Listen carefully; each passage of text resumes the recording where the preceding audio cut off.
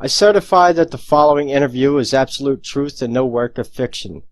These are parts of an interview I made with a non-human and reptilian being in December of 1999. This female being was already in contact with a friend of mine, whose name will only be given with the abbreviation EF, since some months.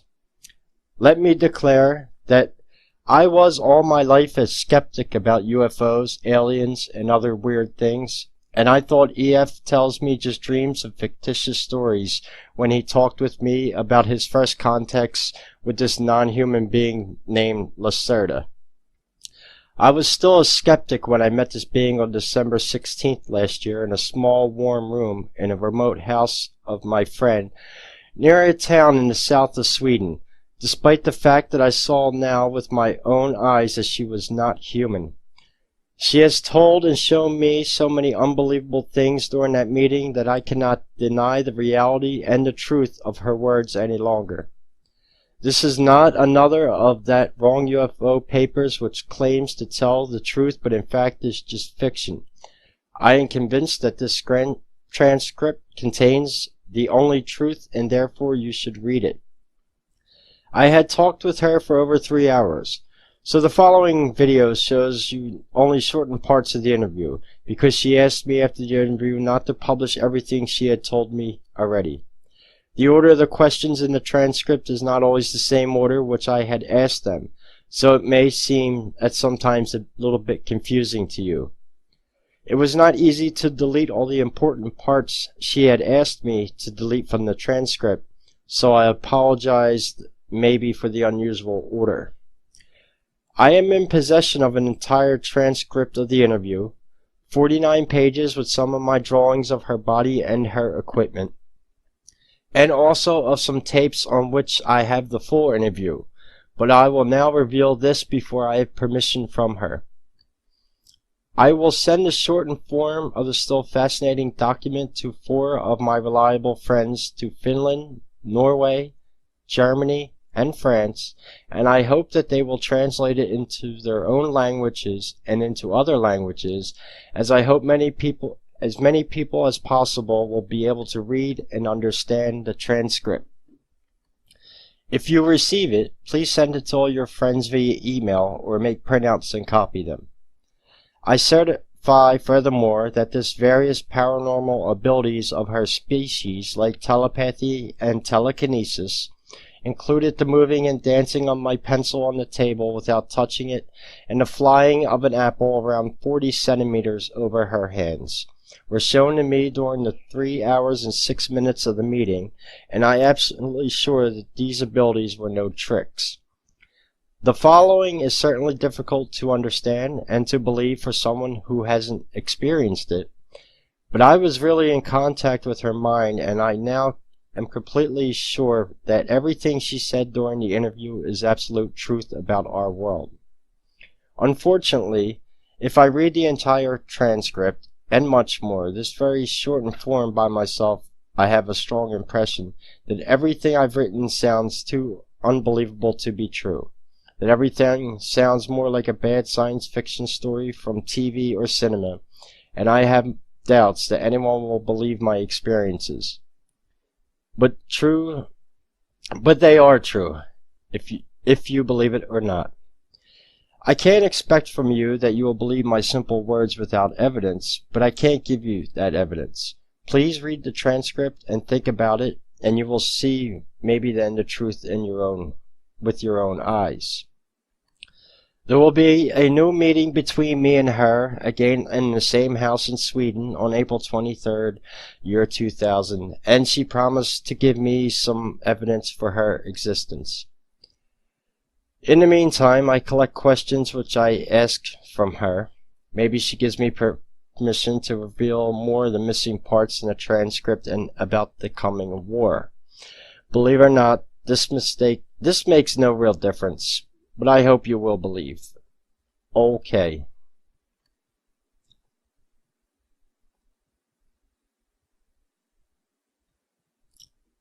First of all, who are you and what are you? Are you an extraterrestrial species, or can your origin be found on this planet? As you can see with your own eyes, I'm not a human being like you.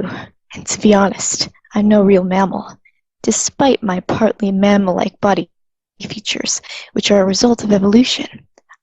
I'm a female reptile being, belonging to a very old reptilian race. We're the native Terrans, and we live on that planet since millions of years.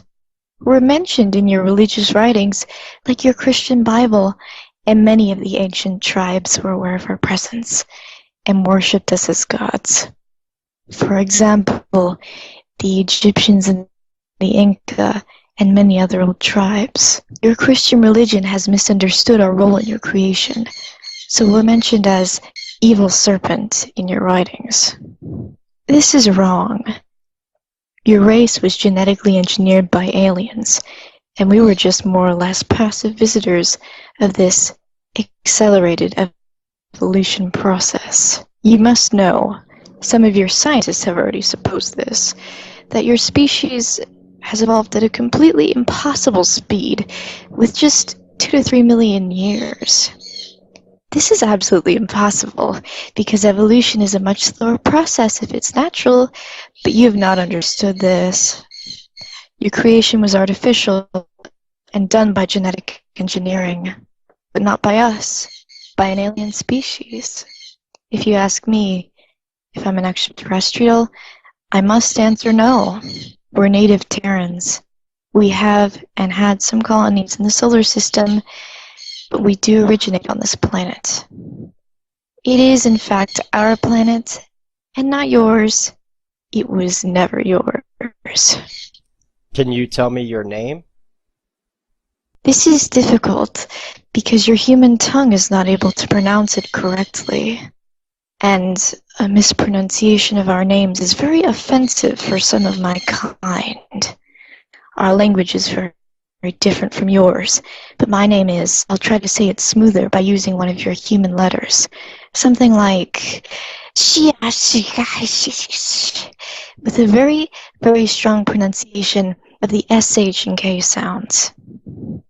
We have no forenames like you, but only a single yet unique name, which is divided and characterized by the way of speaking, and which is given not to children who have an own children name, but only in a special procedure in the adolescent age, at the time of either religious or scientific enlightenment, or awareness, as you would call it. I would appreciate it if you don't try to say my real name with your human tongue. Please call me Lacerta. This is the name I generally use when I'm among humans and talk with them. How old are you? We measure time not like you in astronomical years and in the revolving of the Earth around the Sun, because we usually live beneath the surface of the planet. Our time measurement depends on periodically returning cycles in the Earth's magnetic field, and according to this, and said with your numbers, I am today, let me calculate, 57,653 cycles old. I have reached my adult phase, and my awareness, 16,337 cycles ago. This is a very important date for us. According to your human timescale, I'm around 28 years old. What is your task? Do you have a job like us? To say it with your words, I'm a curious student of the social behavior of your species. That's why I'm here to talk to you, and that's why I've revealed my real nature to EF and now to you. And that's why I give you all that secret information, and why I will try to answer all the questions on your many sheets of paper honestly. I will see how you react, how others of your kind react. There are so many crazies and liars of your kind on this planet who claim to know the truth about us, about UFOs, about aliens, and so on, and some of you believe their lies.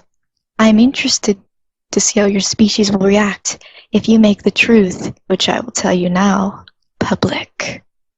I'm quite sure every one of you will refuse to believe my words, but I'm hoping wrong, because you need to understand if you want to survive the coming years. I've read your full statement, which you have given to EF about this, but can you give me just a short answer? Are UFOs real, flying objects piloted by extraterrestrials, or do they belong to your species? Some observed UFOs, as you call them, belong to us, but most not. Most of the mysterious flying objects in the sky are not technological devices, but mainly misinterpretations of natural phenomena your scientists have not understood, like spontaneous plasma flares in the high atmosphere. Nevertheless, some UFOs are real craft belonging either to your own species, especially to your military, or to other alien species, or, at last, to us. But a minority of sighted craft belongs really to us because we are generally very careful with our movements in the atmosphere, and we have special ways to hide our ships. If you've read a report about a sighting of a metallic, bright gray cigar-shaped craft, cylindrical, with a length of, there are many different types, let me say between 20 and 260 of your meters, and if this object has made a very deep humming sound, and if there were 5 bright red lights on the metallic surface of the cigar, one at the top and one on the middle, 2 at the end, then it's likely that someone of you has seen our ships, and this means that it was either partly defective or that one of us was not careful enough. We have also a very small fleet of disc-shaped craft, but such UFOs belong usually to an alien species. Triangular UFOs belong generally to your own military, but they use foreign technology to build them. If you really want to see one of our craft, you should have a look in the skies over the Arctic, the Antarctic, and over Inner Asia, especially over the mountains there. Have you a special symbol or something like that in which we can identify your kind? We have 2 major symbols representing our species. One, the more ancient symbol, is a blue serpent with 4 white wings on a black background. The colors have religious meanings for us. This symbol is used from certain parts of my society, but it is today very seldom. You humans have copied it very often in your old writings. The other symbol is a mystic being that you would call a dragon, in the shape of a circle with 7 white stars in the middle. This symbol is much more common today.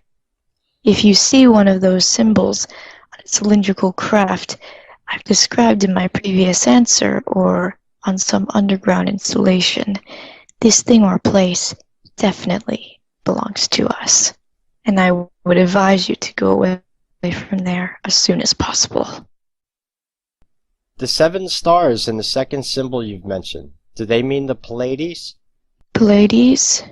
No, actually, the 7 stars are planets and moons, and they're a symbol for our former 7 colonies in the solar system. The stars are shown in front of a blue background, and the dragon circle means the shape of inner Earth. The 7 white stars mean Moon, Mars, Venus, and 4 moons of Jupiter and Saturn. We'd colonized in the past.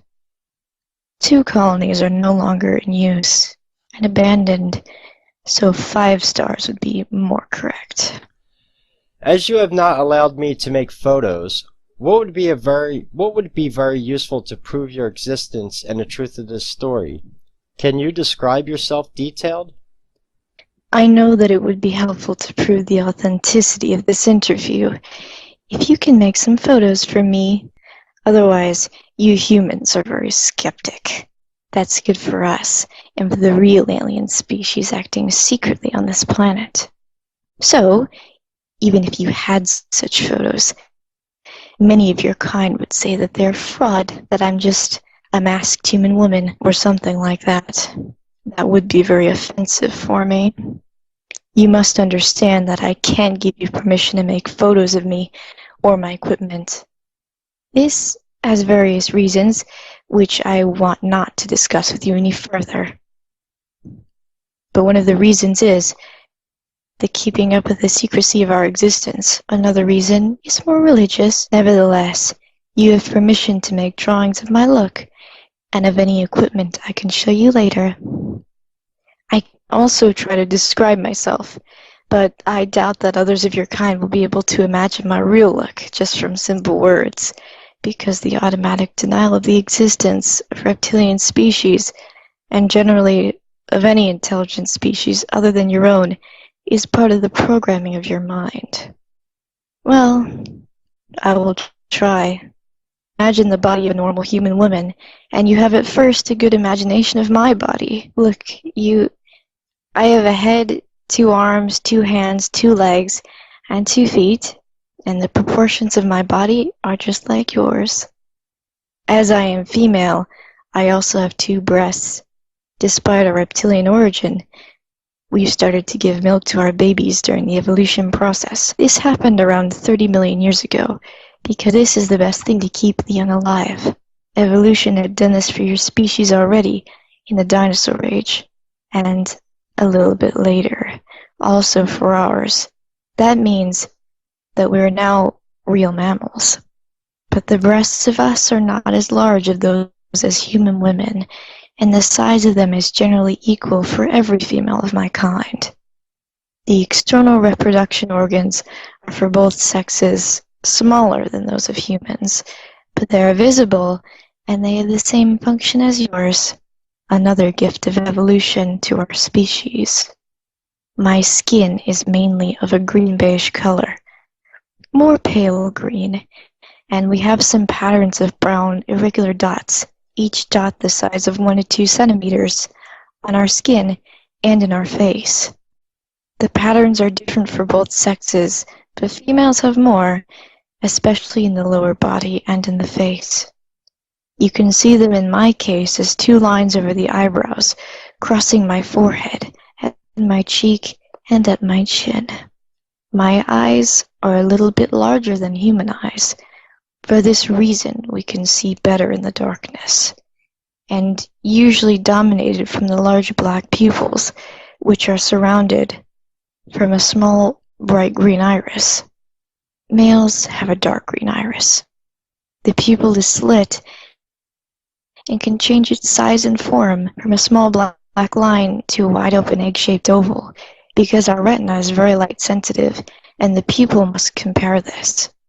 We have external round ears, but they're smaller and not so curved as yours. But we can hear better because our ears are more sensitive for sonic, and we can also hear a wide range of sonic. There's a muscle or lid over the ears, which can completely close them. For example, underwater. Our nose is more pointed, and there's a V-shaped curve between the nostrils, which enabled our ancestors to see temperature. We have lost most of this ability, but we can still feel temperature much better with this organ. Our lips are shaped like yours, those of females a little bit larger than those of males, but of a pale brown color, and our teeth are very white and strong, and a little bit longer and sharper than most of your soft mammal teeth. We have no different hair colors like you, but there is a tradition to color the hairs in different ages, and the origin color is, like mine, a greenish brown. Our hairs are thicker and stronger than yours, and they grow very slowly. In addition, the head is the only part of our body where we have hairs. Our body, arms, and legs are similar in shape and size to yours, but the color is different. Green-beige like the face. And there are scale-like structures on the upper legs, over the knee, and upper arms, over the elbow. Our 5 fingers are a little bit longer and thinner than human fingers, and our skin on the palm is plain, so we have no lines like you. But again, a combination of a scale-like skin structure and of the brown dots. Both sexes have the dots on the palm. And we have no fingerprints like you. If you touch my skin, you will feel that it is smoother than your hairy skin. There are small sharp horns on the upside of both middle fingers. The fingernails are gray and generally longer than yours. You can see that my nails are not so long and round at the top. This is because I am female. Males have sharp pointed nails with a length of sometimes 5 or 6 of your centimeters. The following feature is very different from your body and part of our reptilian origin. If you touch the backside of my upper body, you'll feel a hard bony line through my clothing. This is not my spine, but a very difficult shaped external plate structure of skin and tissue following exactly our spine from the head to the hip. This is an extremely high number of nerves. There is an extremely high number of nerves and large blood vessels in this structure and in the plates, which are around 2 or 3 centimeters long and very touch sensitive. This is the reason why we have always problems to sit in chairs with a back like this chair. The main task of these small plates, besides a role in our sexuality, is simply the regulation of our body temperature, and if we sit in natural or artificial sunlight, these plates become more blood-filled, and the vessels become wider, and the sun is able to heat up our reptoid blood, which circulates through the body and through the plates for many degrees, and that gives us a great pleasure. What else is different from your kind? Oh, we have no navel, because we're born in a different way to your mammal birth. The other exterior differences from your kind are minor, and I think I must not mention all now, because most of them are not visible if we wear clothing. I hope the descriptions of my body was detailed enough. I would advise you to make some drawings. What kind of clothing do you generally wear? I suppose this is not the way you dress normally? No, I wear this human everyday clothing only when I'm around humans. To be honest, it's not very comfortable for me to wear such tight things, and it's always a very unusual feeling. If we're in our own home, this means in our subterranean home, or in our large artificial sun areas, and if we're together with others near to our own name, we usually are naked. Is this shocking for you? When we're in public, and together with many others of my species, we wear very wide and soft clothing made of thin, light stuff. I have told you that many parts of our bodies are very touch sensitive, mostly the small back plates, so we can't feel comfortable in tight clothing because it hurts us. Men and women wear often the same kind of clothing, but the colors are different for the sexes. You've said others near to your own name. Do you mean your family? No, not really. You would call it family, but this word you mean only those of your kind which belong genetically together, like father or mother and child. As I have said earlier, we have a very difficult and unique name. Part of the pronunciation of that name is absolutely unique, and there is no other being with the same name. But part of this name, middle part, is pronounced in a way that told others to which family, I must use the word because you haven't the right one in your vocabulary. You belong. This means not that all in that group are genetically related to you, because these groups are usually very large and contain between 40 and 70 of us. This group includes genetically your genetic relations. This means not that all in that group are genetically related to you, because these groups are usually very large and contain between 40 and 70 of us. This group includes generally your genetic relations, except one of them had decided to left this group, and your connection with father and mother is often the strongest. It would be too difficult for me to explain to you now our very old social system, which is very complex, and we would need many hours only for the primary things. Maybe we can meet another time, and I can give you detailed descriptions of all these things. Have you a tail like normal reptiles? Do you see one? No, we have no visible tail. If you look at our skeleton, there is only a small rounded bone at the end of our spine, behind the pelvis. This is a useless rudiment of the tail of our ancestors, but it's not visible from the outside. Oh, our embryos have tails during the first months of development, but these tails disappear before they were born. A tail only makes sense for a primitive species, which tries to walk on two legs and must be held balanced with the tail, but our skeleton had changed during evolution, and our spine is nearly in the same shape as yours, so we need no tail to stay on 2 feet. You said that you were born in a different way to us. Do you lay eggs? Yes, but not like your birds or primitive reptiles. Actually, the embryo grows in a protein liquid inside the mother's womb, but there's also an egg-shaped but very thin chalk hull around it that fills the whole womb. The embryo inside this hole is completely autarky from the mother's body, and it has every substance it needs to keep developing inside this chalk hull. There is also a cord like your navel, which is connected to a point hidden behind the back plates. When the baby is going to be born, the whole egg is pressed through the vagina covered in a slimy protein substance, and the baby came out of this soft egg after some minutes. These 2 horns on our middle fingers were instinctively used from babies to break through the chalk hole to take their first breath.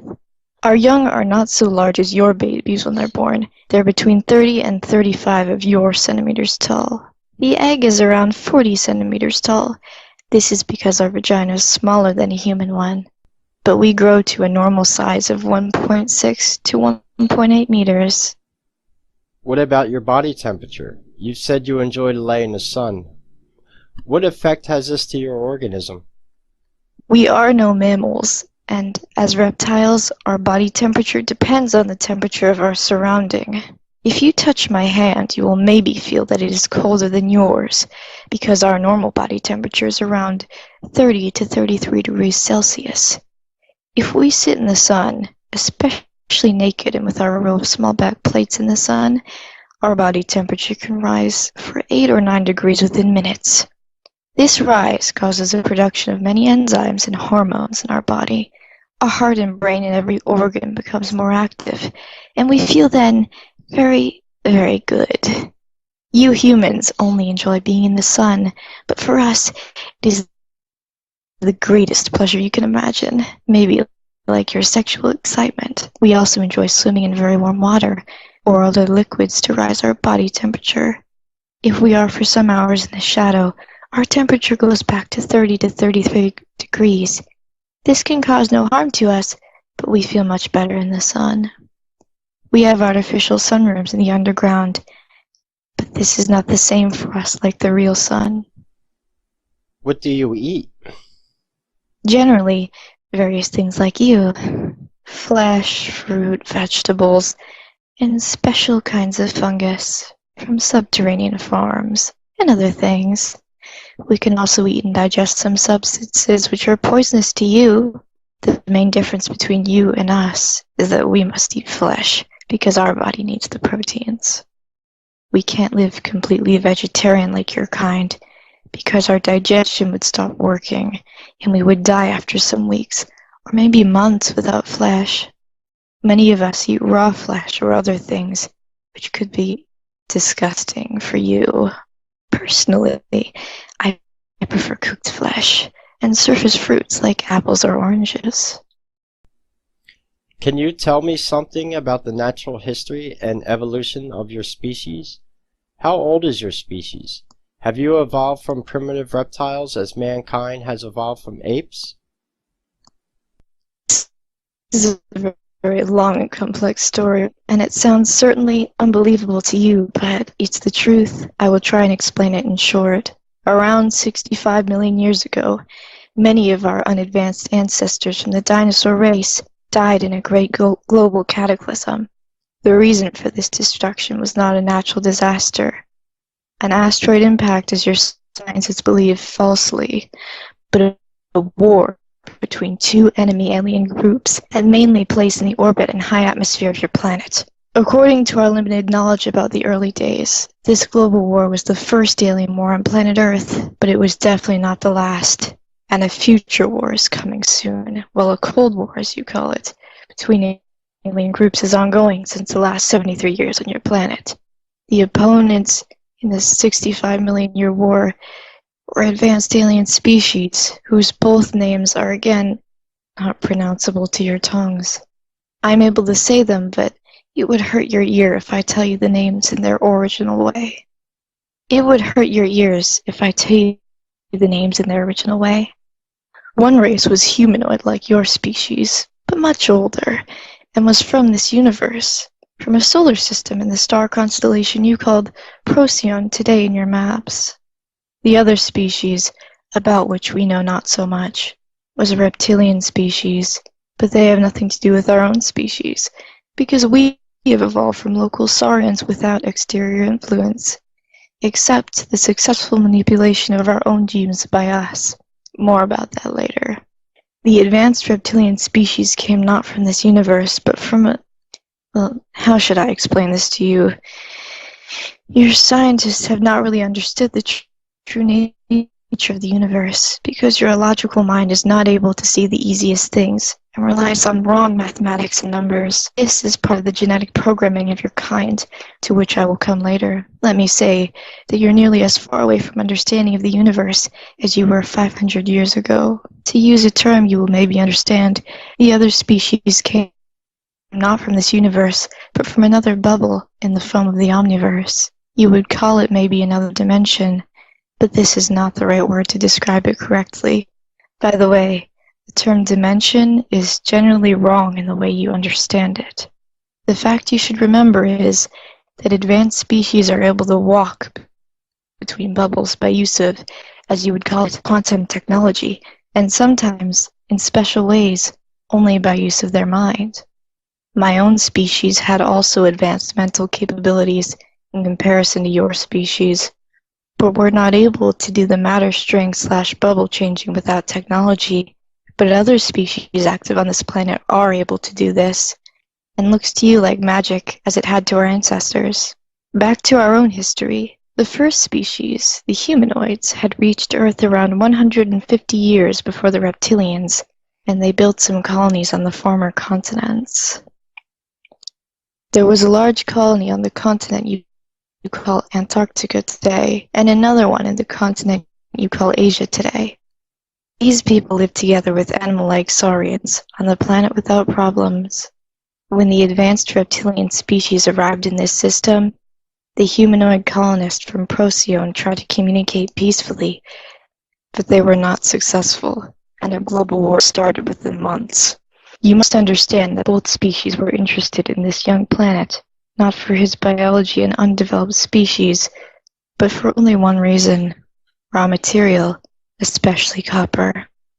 To understand this reason, you must know that copper is a very important material for some advanced species, even today, because it is, together with some unstable materials, able to produce new stable elements if you induce a high electromagnetic field in the right angle with a high nuclear radiation field to produce an overcrossing of fluctuating fields.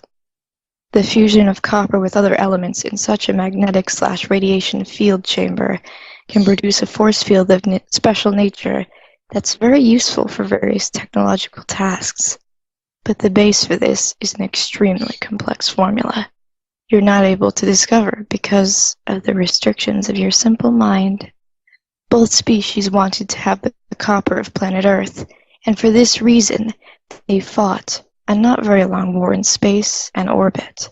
The humanoid species seemed to be successful during the first time, but in the last battle, the reptilians decided to use a mighty experimental weapon, a special kind of fusion bomb, which should destroy the life forms on this planet, but should not harm the valuable raw materials in the copper. The bomb was first fired from space and detonated at a point of your planet you call Middle America today. As it detonated in the ocean, it produced an unpredictable fusion with hydrogen, and the effect was much stronger than the reptilians had expected. Deadly radiation, an overproduction of fusion oxygen, a fallout of different elements, and a nuclear winter for nearly 200 years were the result. Most of the humanoids were killed, and the reptilians lost their interest on the planet after some years for us, unknown reasons. Maybe because of the radiation. Planet Earth was on its own again, and the animals on the surface died. By the way, one result of the fusion bomb was the fallout of different elements and materials created in the burning process. And one of those materials was iridium. Your human scientists today see the iridium concentration in the ground as an evidence for an asteroid impact that killed the dinosaurs. That's not true, but how should you know that? Well, most of the dinosaurs died. Not all in the detonation, but in the bad things which came after the war, especially in the nuclear winter and in the fallout. Nearly all dinosaurs and reptilians were dead in the next 20 years. Some of them, especially those in the oceans, were able to survive for the next 200 to 300 years, even in this changed world. But these species also died because the climate had changed. The nuclear winter ended after 200 years, but it was colder on Earth than before. Despite the cataclysm, some species were able to survive. Fish, like sharks, birds, little creepy mammals, your ancestors, various reptiles like crocodiles, and there was a special kind of small but advanced dinosaurs.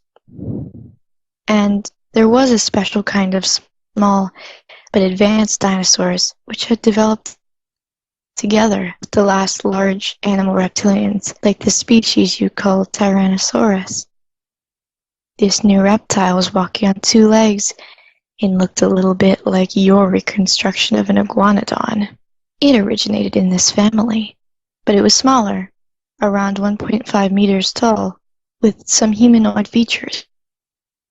A changed bone structure, a larger skull and brain, a hand with a thumb which was able to grab things, a different organism in digestion, advanced eyes in the middle of the head like your eyes, and most important, with a new and better brain structure. This was our direct ancestor. There are theories that the radiation from the bomb took part in the mutations of the organisms of this new breed, but this is not proven. Nevertheless, this little humanoid-like dinosaur evolved during the following 30 million years. As I have said earlier, a species needs generally more time to evolve than you think, if the evolution is not artificially induced, like in your case. From an animal to a more or less thinking being.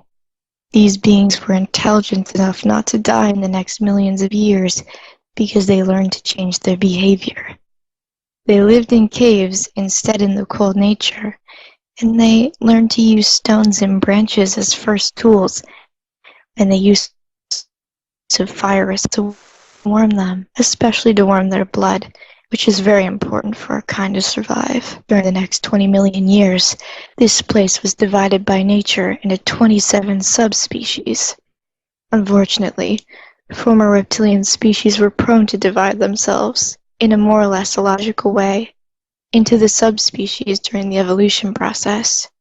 You can clearly see this in the unnecessary high number of animal dinosaur species in earlier times, and there were many, mainly primitive wars between this subspecies for dominance.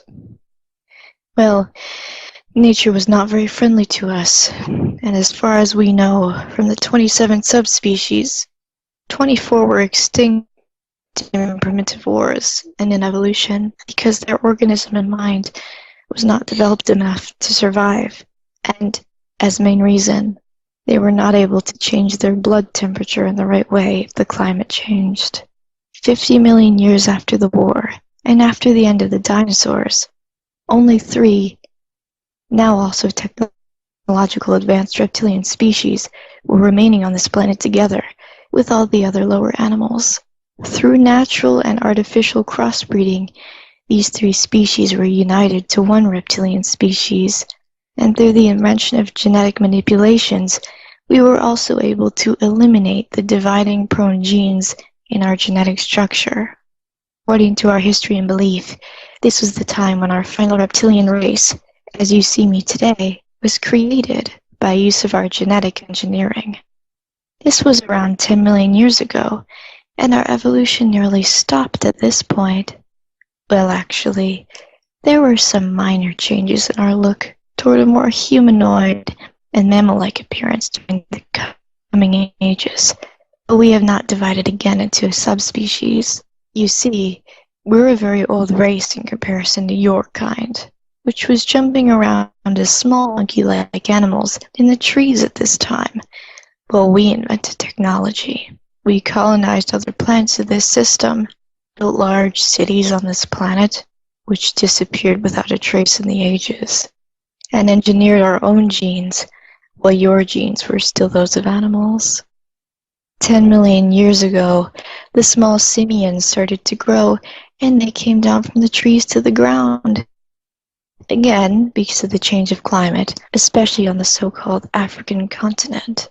But they evolved very slow, as it's normal for a mammal.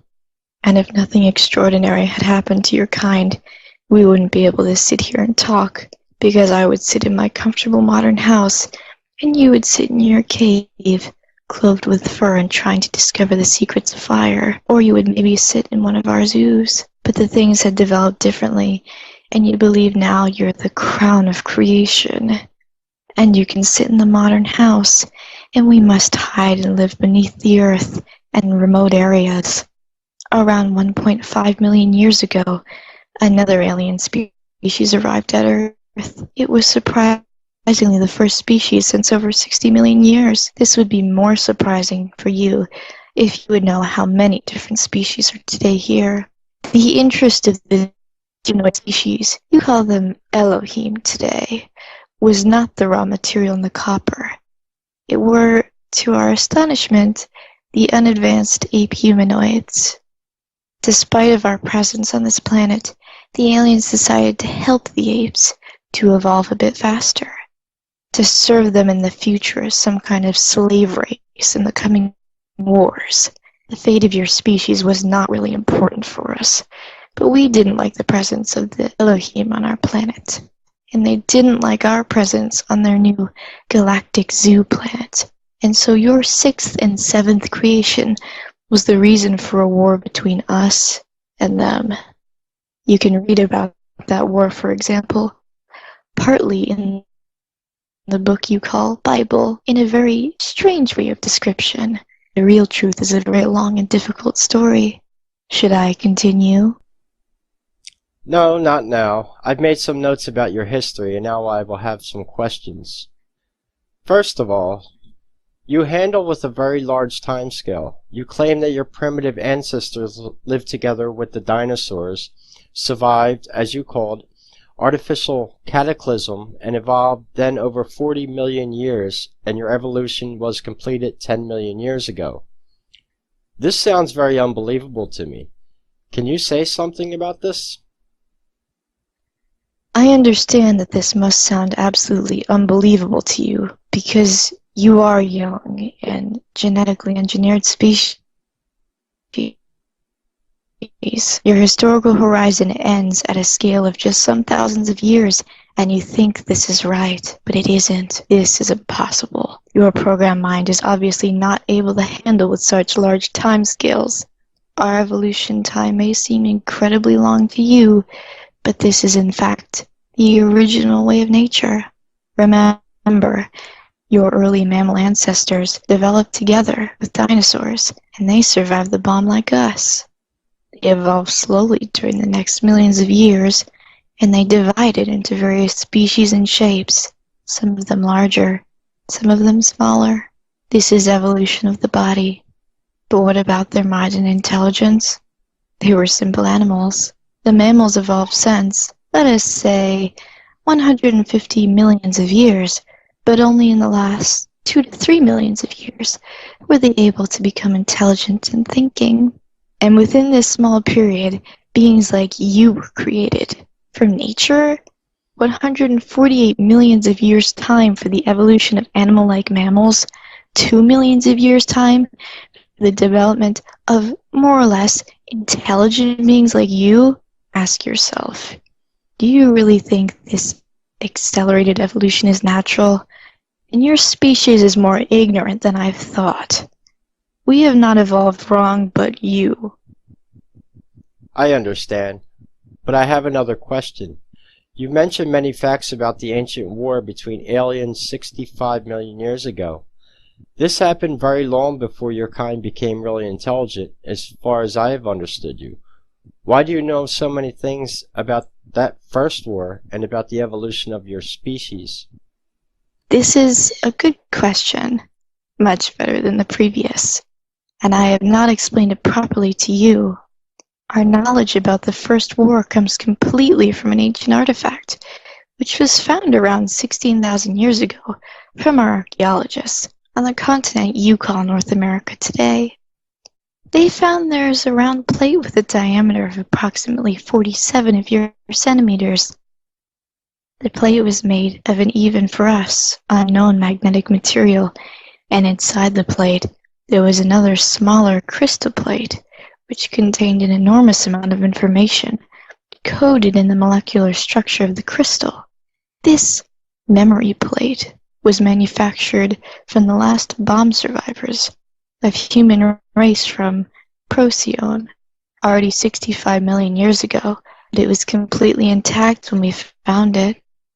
Our scientists were able to encode the messages and data, and so we heard the first time about the events which took place in the distant past, and which led to the extinction of the dinosaurs. The plate contained our detailed descriptions of both species, but more about humanoids, and about the events and weapons, including the fusion bomb. It contained also a description of the animals and saurians on Earth, including our pre-intelligent ancestor species. The rest of our knowledge about our evolution came from the skeletons.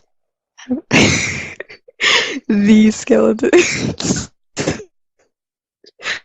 Oh my. The rest of our knowledge about our evolution comes from skeletons and from the back reading and decoding of our DNA. You see, we know the real truth about our roots since 16,000 years. Before that time, there was a more religious idea of our creation. What has happened with both alien species? We don't know exactly.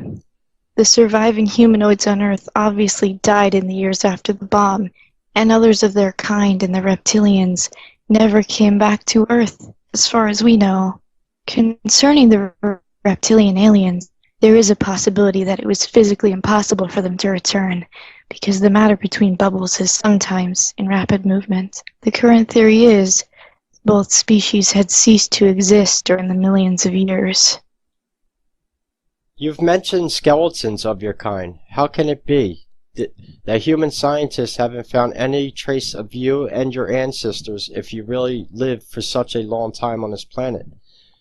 We have found many skeletons of primitive dinosaurs, but none of an advanced reptilian being with a larger skull and brain and a hand with a thumb as you have described it before.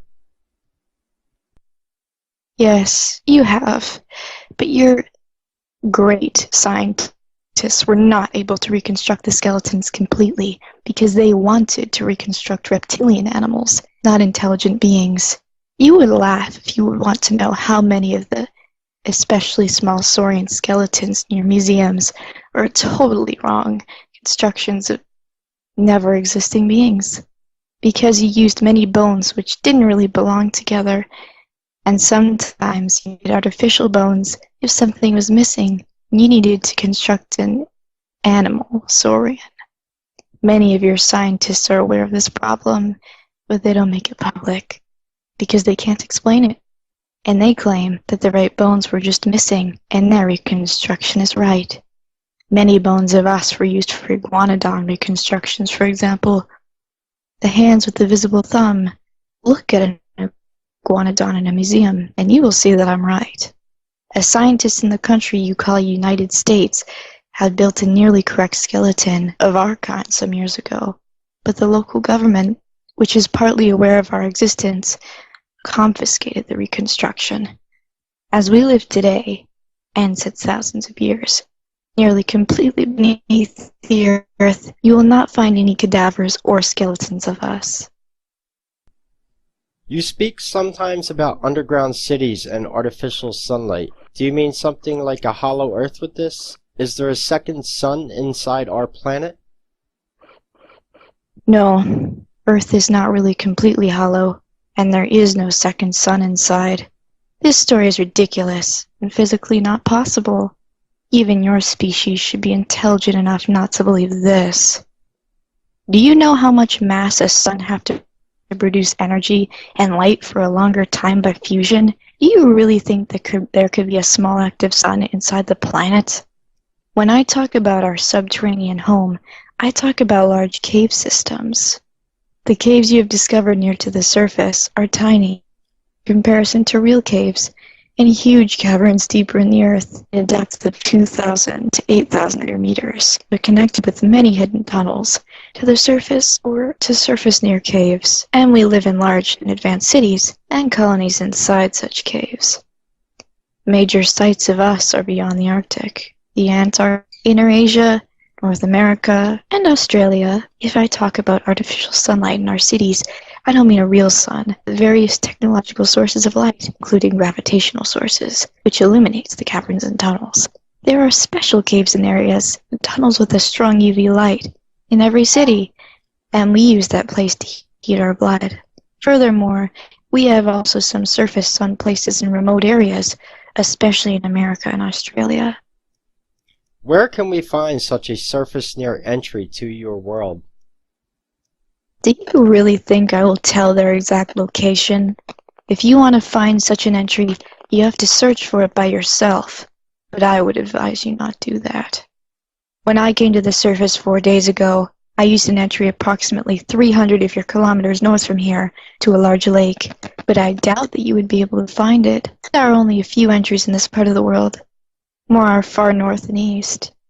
As a little advice, if you're in a narrow cave or in a tunnel, or even in something that looks to you like an artificial mine shaft, and as deeper you walk, as smoother appear the walls, and if you feel unusual warm air streaming from the depth, or if you hear the rushing sound of streaming air in a ventilation or elevator shaft, then look for a special kind of artificial and smooth wall somewhere in the cave, with a door made of gray metal. If you were able to open that door, but I doubt this, you would be in an unusually round technical room with ventilation systems and elevators to the depth. This is probably an entry to our world. If you have reached this point, you should know that we are now definitely aware of your presence. You're already in big trouble if you've entered the round room, but you should look for one of the 2 reptilian symbols on the walls, if there are no symbols or other symbols. You are maybe in bigger trouble as you think, because not every underground installation belongs to our kind. Some new tunnel systems are operated from alien races, including hostile races. My general advice, if you find yourself in a, for you, strange underground installation, run away as fast as you can. You mentioned earlier that you used the name Lacerta when you were among humans, and that you enjoy to be in a real sun on the surface of the earth. But how can you be among humans? You don't look like us, so anyone will see that you belong to another species. Why has no one seen and described a being like your kind that lives already since our creation together with us on the same planet? Can you explain that to me? First, my kind was of course seen and described and worshipped many times in your primitive past. For example, in your religious writings like your Christian Bible, you can find descriptions and even simple drawings of us, for also in the southern part of the American continent, on various temples. So-called wise men from India and from the Asian mountains have described our species many times in writings, together with other wise men from the African continent. I think we're the most mentioned non-human species, maybe besides the Elohim in your history.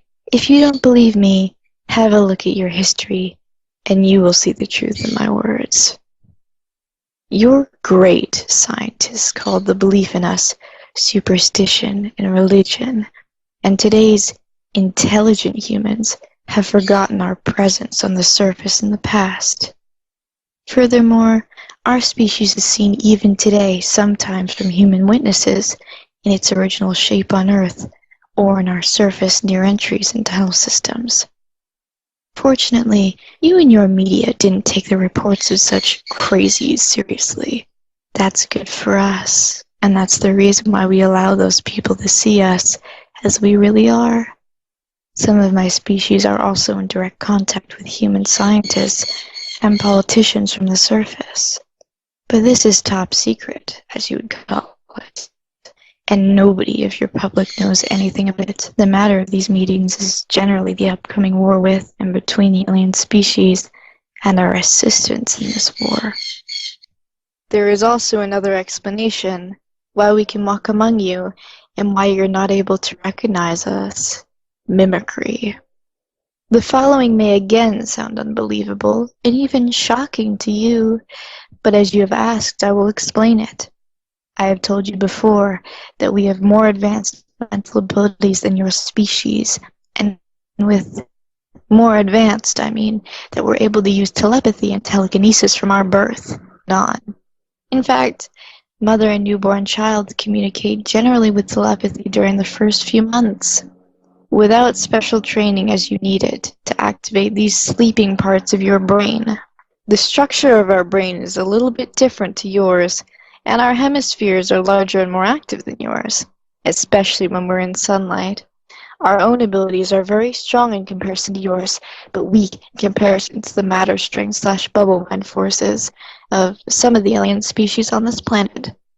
I was never very good in that mind things, but we all have these primary abilities and can use them, for example, for our protection, or even for attack.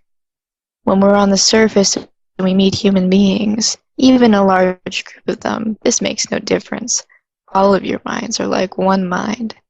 We're able to touch their mind and induce them via telepathy the command, "See us as one of your kind." And the weak human will accept this order without refusion, and they will see us, despite our reptilian look, as normal humans. I've done this many times, and you weak humans generally see me as an attractive brown-haired woman, because I have created this special mimicry image in my mind years ago, and I can induce it into your minds without problems. I've needed some time at the beginning to learn the use of the mimicry correctly, but then it worked nearly automatically, and I can even walk among a group of yours and nobody will recognize what I am. There is a simple switch. See us as we really are, or see us as we want you to see us. In your consciousness, which was replaced there from the Elohim when they created your kind, and we can use this switch to convince you that you see humans when you look at us. Other aliens use this switch too. It's easier as you think. When there are meetings between your kind and aliens which seem to look exactly like yours, these aliens have used that switch, and some of the meetings with the man-like aliens can also explain with meetings with my kind.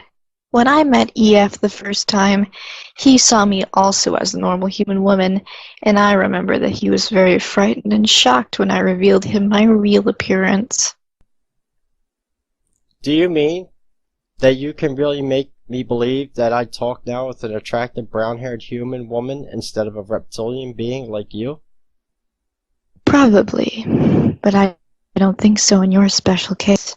When someone expects to see a human woman instead of me, I can do it without problems with his mind, even with large groups, because nobody expects to see a reptile woman.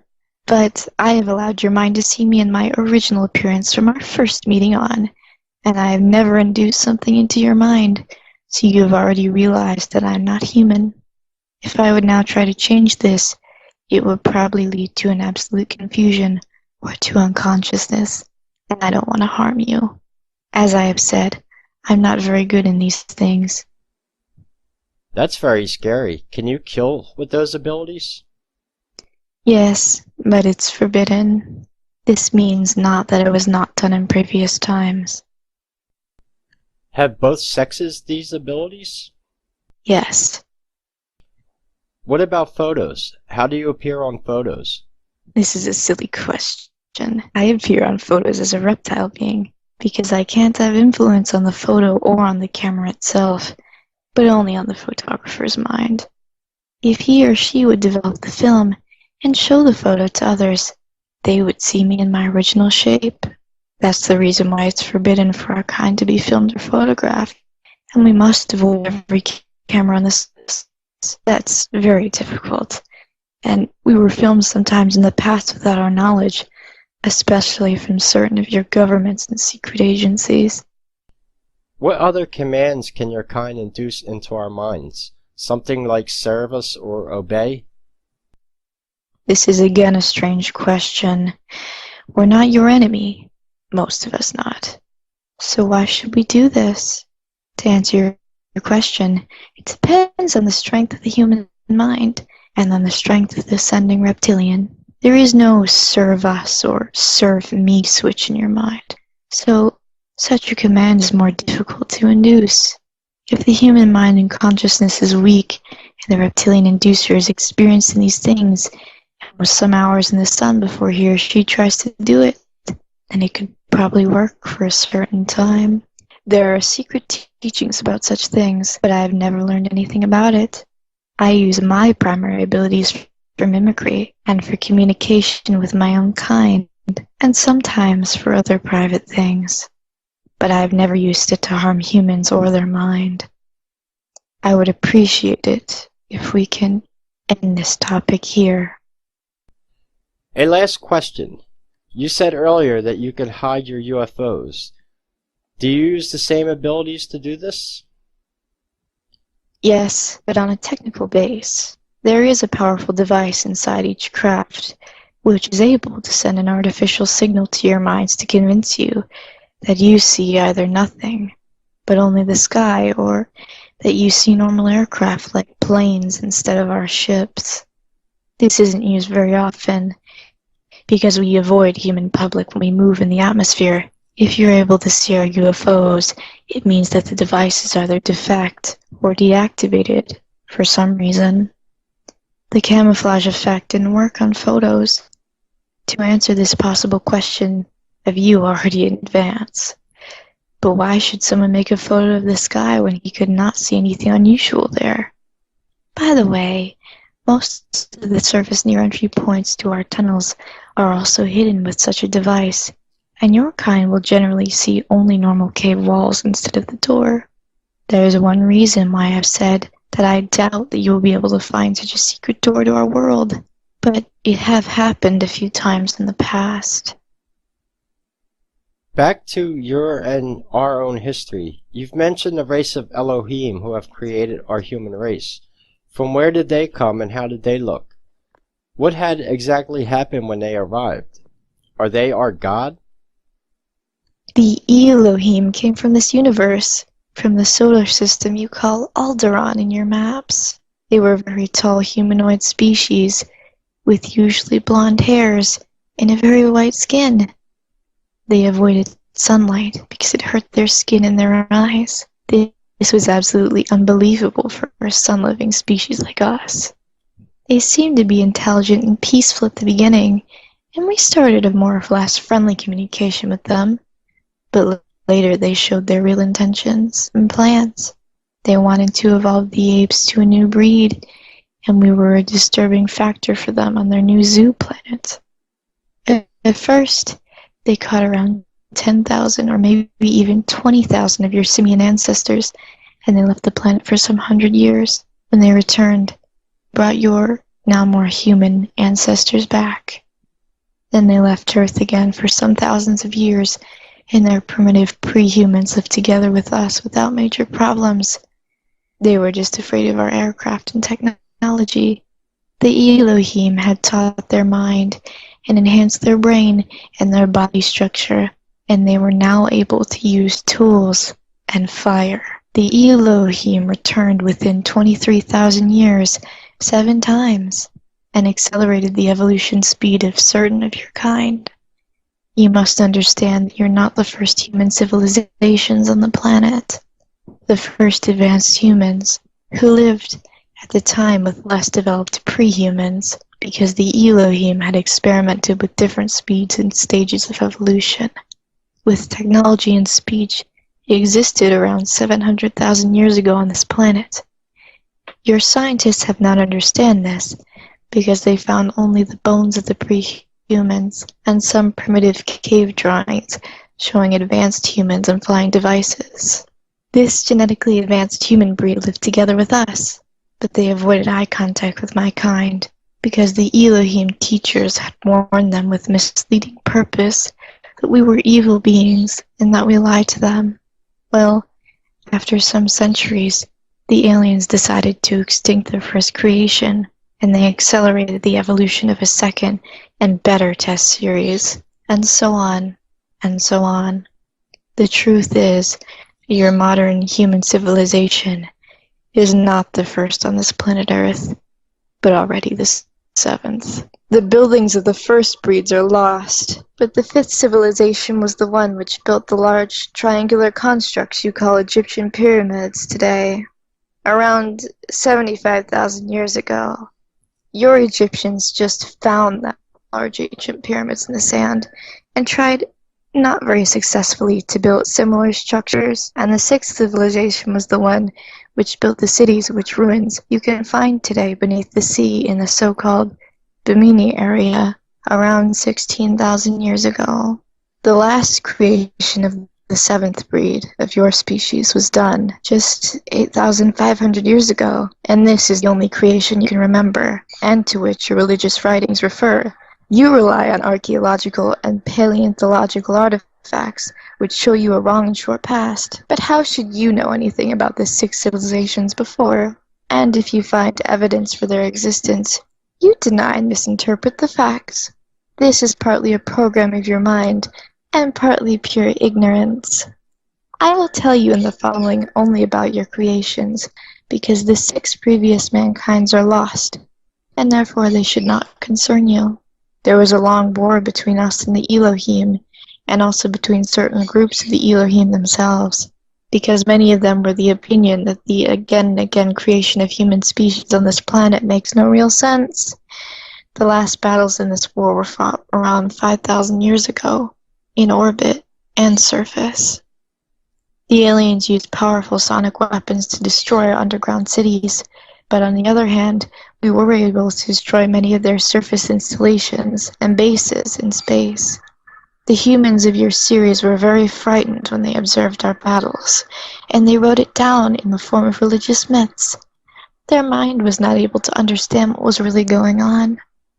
The Elohim, who appeared as gods for the sixth and seventh breed, told them that it is war between good and evil, and that they are the good, and we are the evil race. This depends certainly on the point of view.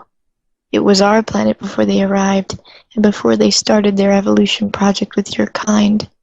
In my opinion, it was our right to fight for our planet. It was exactly 4,943 years ago, according to your time scale. The Elohim left the planet again for unknown reasons.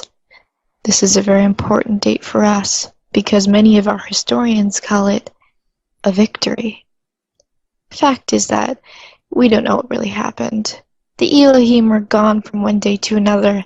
They vanished without a trace together with their ships, and we found most of their surface installations destroyed by them. The humans were on their own, and your civilization developed. Most of us were in contact with certain more southern tribes of your species in the coming centuries, and we were able to convince some of them that we were not the evil the aliens wanted them to believe. During the time from 4,900 years ago to today, many other alien species arrived at the planet. Some of them used the old teaching and programming of your mind and played again God for you, but the Elohim themselves never came back. They had left the planet for a duration of some 1,000 years earlier, so we expected their return one day in the future to end their project or to maybe extinct also the seventh breed. But we really don't know what have happened to them. to answer this question of you in advance. Your current civilization doesn't know anything about your real origin, about your real past, about your real world and the universe. You know very little about us and our past. And you know nothing about the things to come in the future, as long as you will not understand and believe my words. I tell the truth because we're not your enemy, as long as there is danger for your species. Your enemies are already here, and you have not understood. Open your eyes, or you will be in big trouble soon. If you haven't believed anything of the things I've told you before, then you should really believe, and remember this. Why do you think I don't believe you? I have a certain feeling that you do not believe me, despite the fact that I'm sitting here in front of you. Everything I have told you in the last 2 hours is the absolute truth about our world. How many alien species are active on Earth at the moment? As far as we know, 14 species, 11 from this universe, 2 from another bubble, and 1 very advanced from a very different plane. Don't ask me for names, because nearly all are not pronounceable for you. 8 of them are not pronounceable, even for us. Most of the species, especially the more advanced, are just studying you as animals, and they're not very dangerous for you and for us. And we work together with some of them, but 3 species are hostile, including the one which was in contact with some of your governments and exchanged their technology for copper and other important things, and which had betrayed your kind. There was and is a Cold War between 2 of these hostile races during the last 73 years, and the 3rd species seemed to be the winner in this useless struggle. We expect a more hot war between them and you in the near future, I would say in the next 10 or 20 years, and we are worried about that development. In the last time, there were some rumors about a new 15th species which had arrived on Earth just 3 or 4 years ago, but we don't know anything about their intentions, and we were not in contact with them till now. Maybe the rumors are wrong. What do the hostile alien races want? Various raw materials, including copper for their technology, your water, or better the hydrogen in your water, which is a source of energy in advanced fusion processes, and certain chemical elements in your air. Furthermore, 2 of the species are also interested in your body, in your human tissue and blood, because of their own genetic structure's defect through bad evolution and radiation, as far as we know. And they need intact strings from your kind and from animals to repair their own genetic again and again. But they're not really able to repair the defects completely because their DNA and your DNA is not fully compatible. My own species is absolutely incompatible with them, so they're not very interested in us. And they try to make more compatible crossbreeds between you and them by use of artificial fertilizations and artificial wombs. We suppose that the coming war between the 3 races, or between you and one or all of them, will be fought for raw material, hydrogen, air, and DNA. Is this the reason for the abductions? Partly, especially when the aliens took egg and sperm samples from you.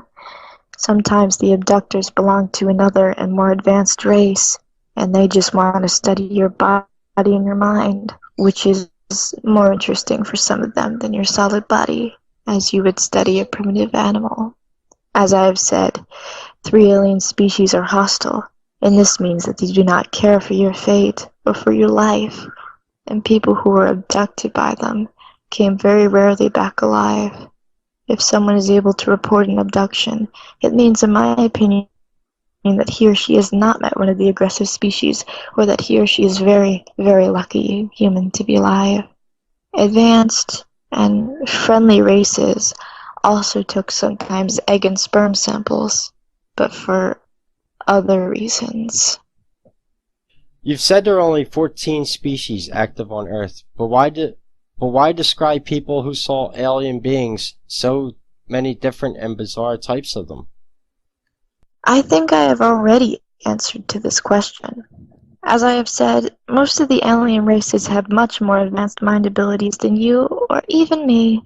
There is just one alien race completely without such abilities. They're able to appear in your mind and memory as whatever they want. And this induced image has nothing to do with their real appearance. You remember them as normal humans, or gray dwarfs, or even extremely bizarre animals, because they want you to remember that, or sometimes they want you to completely forget anything about a meeting with them. Another example, you can, for example, remember that you were just in a normal of your human hospitals, and that some doctors were examining you, and you think not further about what happened to you, maybe till you discovered that there is no hospital in the street you were supposed it. But in fact you were examined by them in one of their laboratories. You can't rely on your mind in this case. They appear in different shapes to you, to confuse you, and to make so-called abduction witnesses who are able to remember the events, or who believe they were able to remember, ridiculous in the public. And as far as we know, they're successful, believe me. There are only 14 alien species on this planet, and only 8 of them abduct humans at the moment. Again, as far as we know. In addition, not every one of your abductees is one, and some of the aliens in their reports are really just imagination or lies. How can we protect us against the influence on our mind? I don't know. I doubt you can, because your mind is like an open book to read and write for nearly every species I know. This is partly the guilty of the Elohim themselves, because they had constructed, or better, misconstructed, partly intentionally, your mind and your consciousness without real protective mechanisms. If you're aware that someone tries to manipulate your mind, you can only concentrate on that suspicion and try to analyze every one of your thoughts and memories. Very important. Don't close your eyes. This would lead to a different form of brainwaves, which are more easy to access. And don't sit or lay down to rest. If you stay awake during the first minutes, you can maybe try to filter the thoughts and waves in your brain. An inducer will give up after some minutes if he or she is not successful, because it will start to hurt his or her own brain. This is very difficult and certainly painful, and it can harm you, so don't try to resist, but it would be the only possibility you have. However, you can try this only with the more weaker species, not with the strong. What do you mean with one species comes from a very different plane? Before I can try to explain that correctly to you, you must be able to understand the universe, and this would mean maybe useless teaching of your mind, including the removal of some barriers. Of many weeks, and with teaching I mean not only by words. I have said this with your word plane or level, because you have again no better word in your vocabulary, and dimension would be in this case absolutely wrong. It's rather wrong even for another bubble, because a dimension can't exist without planes. If you would be a species living in another or over the plane, and if you would be furthermore able to enter planes without technology, so that your body is not made of that kind of matter, then you would be the mightiest being you can imagine. This very advanced race I've mentioned had developed outside of here, and they've evolved, in fact, over billions of years. They would be able to destroy all of you, and us, and everything, with just a single thought. We were in contact with them only 3 times in our whole history, because their interest in your planet is different from that of all other races. They're definitely no danger for you, or us. What will happen when the war begins? This is difficult to answer. It depends on the enemy race and on their tactic. War is not always that primitive thing you humans mean with the word. War can be fought on various levels. One possibility they have is the destruction of your social system by influence on political leaders. Another is the use of advanced weapon systems, which can cause earthquakes or volcanic eruptions or other disasters, including weather disasters, which may seem natural to you. The special fields from copper fusion I've mentioned earlier are able to have an influence on your global weather. I think they will not attack the planet directly before the human civilization is weak, because even you have possibilities to destroy their craft, but not many. Let me say that we are not absolutely sure if there will really be such a hot war already in the next years. I don't want to talk further about this. This is the end of the interview.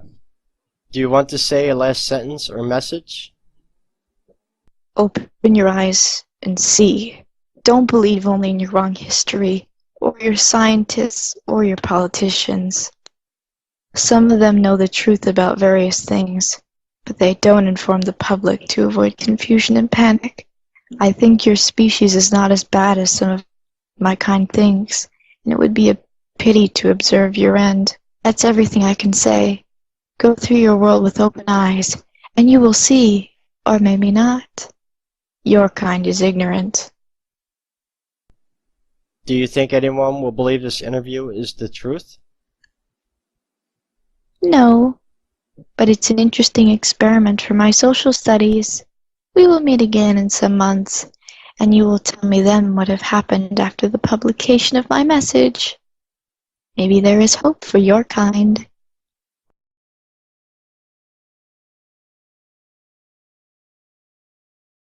I once again reaffirm that the following text is absolute truth and not fiction. It was composed from 3 original tape recordings which were made on April 24th, 2000 with a tape recorder during my second interview with the reptilian creature known as Lacerta.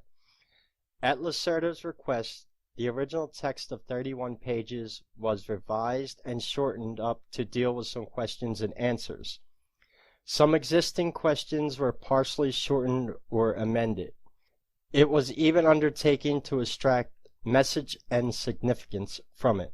This part of the interview, either not mentioned or not mentioned completely in the transcript, deals primarily with personal issues, paranormal demonstrations, the social system of the reptilian species, and alien technology and physics. The reason for the shifting of the date and time of the second meeting was a possible observation and surveillance of my own person after the publication of the first transcript. Although everything was attempted on the advice of Lacerta to keep my identity a secret, just 2 days after the dissemination of the document abroad and various unusual events took place. Please don't think I am paranoid. However, I believe that the publication of the interview has drawn either official attention or the attention of some organization to me. Up until this time, I usually regarded people who believed that they were being followed by the state to be nothing more than jokers. But now I have begun to revise my ideas on that since events in January. It began with a failure of my telephone for several hours. When the phone became operational once again, there were quiet echoes and strange clicking and whirling sounds when I made calls. A defect could not be found anywhere. Overnight, important data disappeared from my hard drive in my computer. The testing program reported defective sectors where, strangely enough, there were only data which dealt with illustrations and completed textual material from the interview. These defective sectors also contained material of a paranormal nature in the field of my research. In addition, I discovered by pure chance some hidden data in a likewise hidden directory index. The name which appeared on the data in the directory index was E72UJ. A friend, who is a computer expert, could not make anything of this designation, and when I was about to show him, the directory index had disappeared. One evening, my apartment door was standing wide open, my TV set was running, and I am absolutely confident that I had turned the TV set off. A minivan with British markings and the imprint of a Europe-wide supermarket chain parked in front of my house. I noticed the same minivan again on several occasions, traveling at a distance behind my car, even when I visited the town of 65 kilometers away. When I returned, the car was on the other side of the street once again. I never saw anyone get into or out of the car. A knock on the door of the vehicle on the tinted windows caused no reaction of any kind. After about 2 weeks, the minivan disappeared again. When I informed EF personally about these events, he suggested that I change the place and date of the meeting in order to assure our own and Lacerta's safety. The meeting took place on April 27, 2000 in another isolated location. It was unobserved as far as I could determine. Once again, all this may sound strange and paranoid, like a fantasy from a cheap science fiction film. However, I can only repeat to and assure the reader once again, all this is the unadulterated truth. Believe my words or don't believe them. These things have happened and they will continue to happen whether you believe it or not. Until it is too late, our civilization is in danger. Okay. The meeting, with an appraisal of diverse questions and opinions which I had gotten from readers of the first transcript in anonymous fashion through distribution of my trustworthy friends. Some of these questions, altogether there were over 14 pages of paper, contained comments shaped by everything from a radically religious to a fanatical tendency to welcome contact with a reptilian species. Some of these comments contain stereotypical phrases like servants of hell or species of evil ones.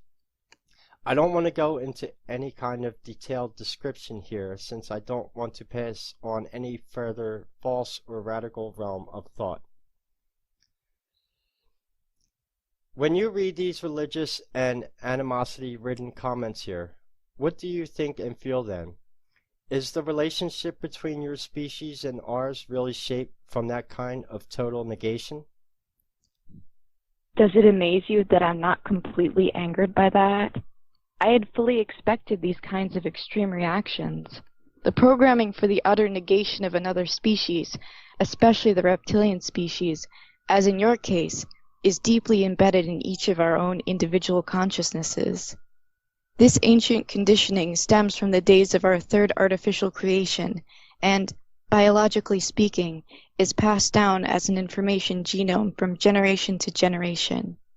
The identification of my species with the powers of darkness was a primary intention of the Elohim, who liked seeing themselves in the role of the powers of light, something which in and of itself represents a paradox, since that humanoid species was extremely sensitive to your sunlight. In case you were expecting me to act offended, I guess I'll have to partially disappoint you. These obscure intentions are not really your fault. You're simply following for the most part what you have inherited from your ancestors. It's indeed actually somewhat disappointing that many of you develop no especially strong individual self-conscience, for this would help you to overcome the conditioning. As I already said, we were in direct contact in the last several centuries with some of your more primitive human tribes. These tribes had themselves succeeded in breaking through the old creation programming. They were able to meet us without tension, hate, and total rejection. Apparently, many of your modern civilized individuals are not in a position to think on their own, but rather let themselves be guided by programming and religion. Therefore, comments of that kind I'd sooner regard as amusing than irritating. They simply confirm in large measure for me my suppositions about your defined mode of thinking.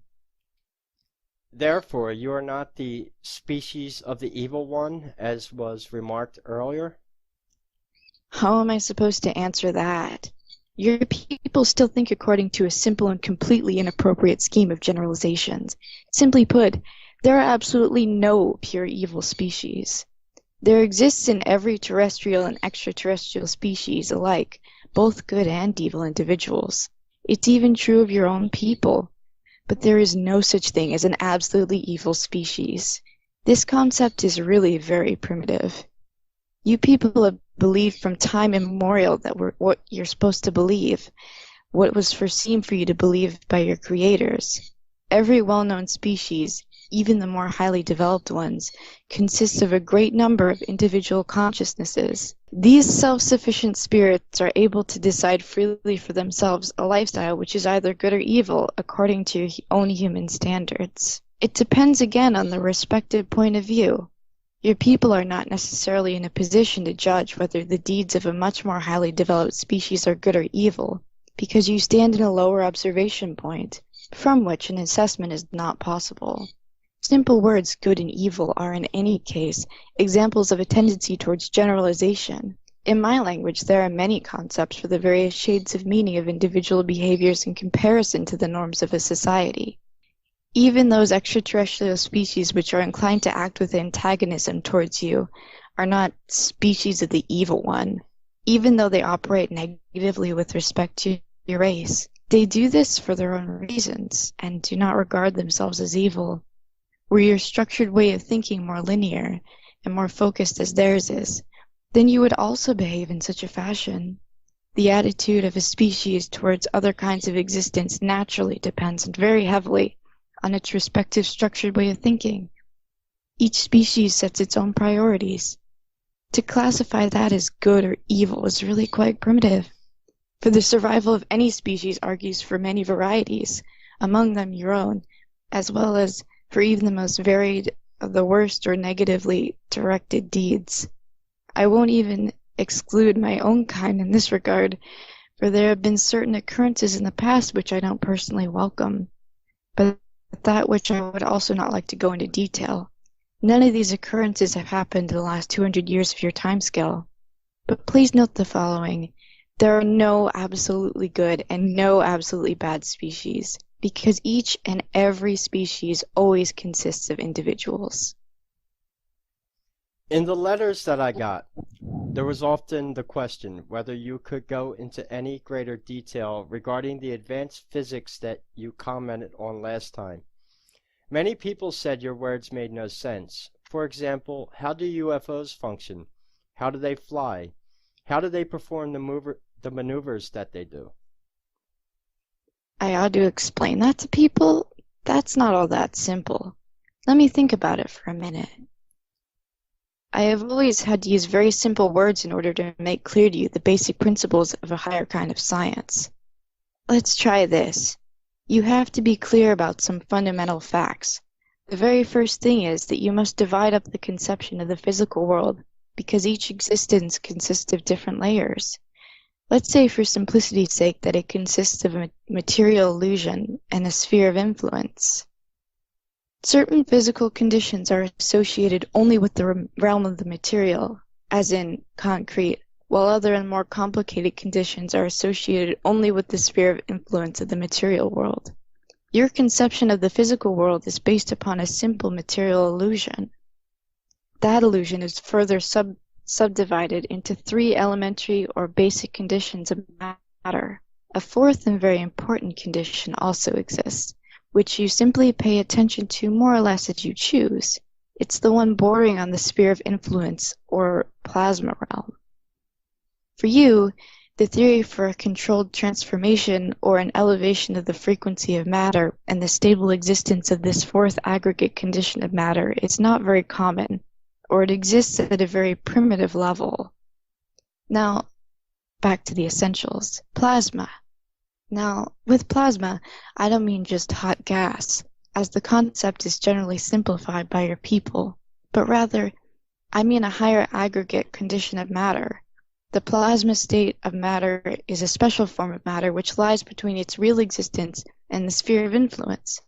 That is, a complete loss of mass and pure accretion of energy of various form whenever matter is pushed or shoved. The fourth state of matter is very important for certain physical conditions which can be used, for example, to, how should I express this to you, generate anti-gravity. Essentially, in the world of real physics, there are no bipolar forces, but rather only observer-dependent reflective behavior of a single, large, unified force at different levels. With anti-gravity or the displacement of gravitational characteristics into levels. One can, for example, cause apparently solid matter to levitate. This method is employed partially by us and by extraterrestrials, as well as a means of propulsion for their UFOs. You people are moving on a really primitive level towards a similar principle for your secret military projects.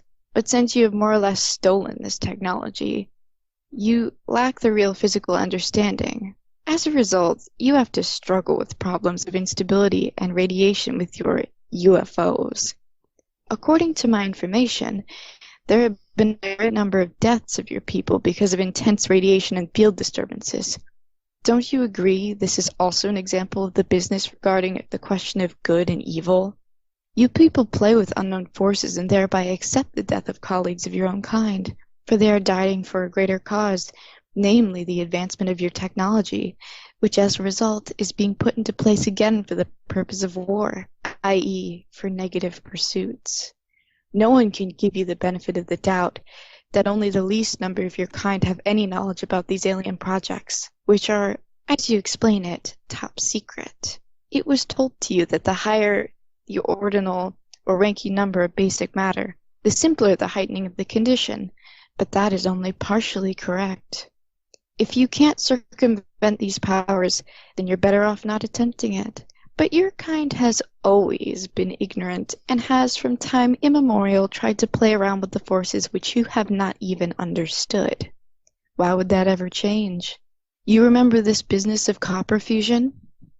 By means of the fluctuation at the right angle with induced radiation field, copper is fused with other elements. The resulting connection in the field would therefore not be stable in the normal condition of matter and unsuited for the task. As a result, the entire field spectrum is shifted to a higher plasma-like condition, whereby the spectrum comes together with this harsh shifting to the opposite pole side. The word is not correct of the force field, and it resembles quite closely a gravitational shift.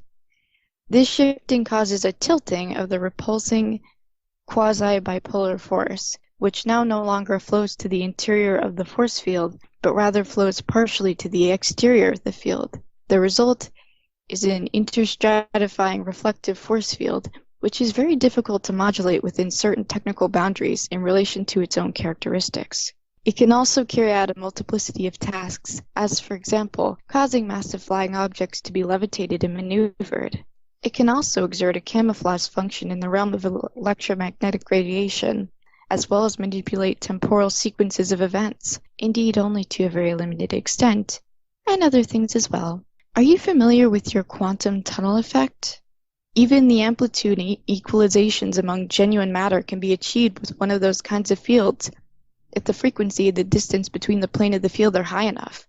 Unfortunately, the whole thing that I have explained to you in your words has come out to be rather primitive, I'm afraid.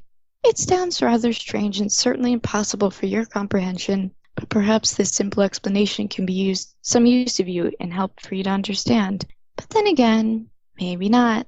Is there a scientific substantiation for your paranormal powers, as for example with your powers of thought? Yes. In order to explain that, one has to acknowledge that the physical reality of the sphere of influence. I'll try to do it. Wait just a second.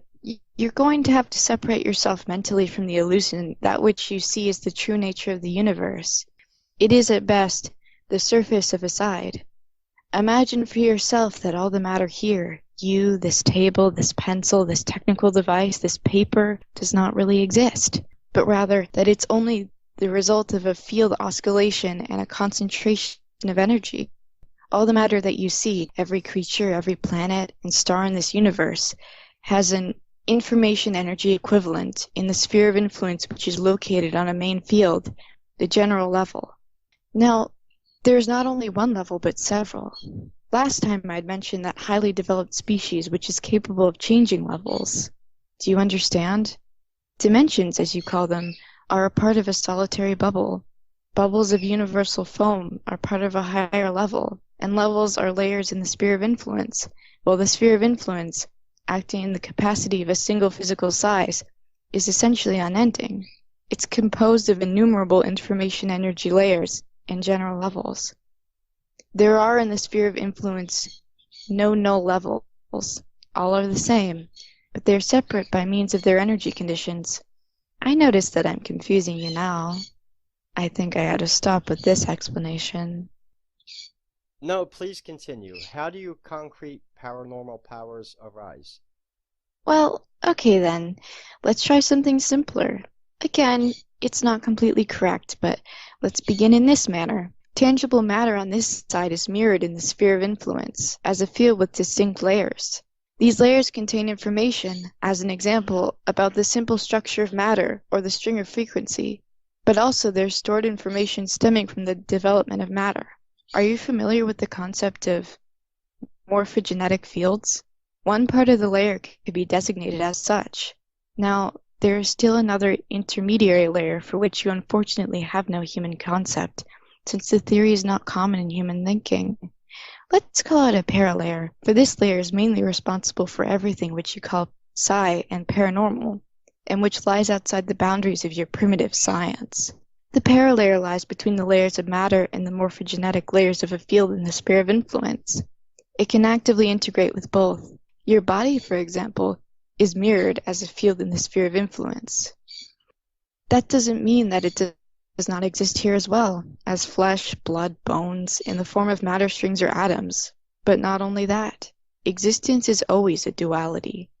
Some layers of the field contain simple information about the solid matter of your body and its frequency, while other layers, your spirit, your consciousness, or speaking from a human religious point of view, your soul.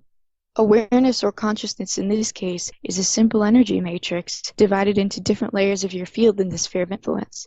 Nothing more, nothing less. Genuine awareness can also exist here on the matter side, but only in the form of post-plasma. With the necessary physical knowledge and the corresponding technology, the consciousness/awareness matrix, or soul, can also be separate from its field of rest.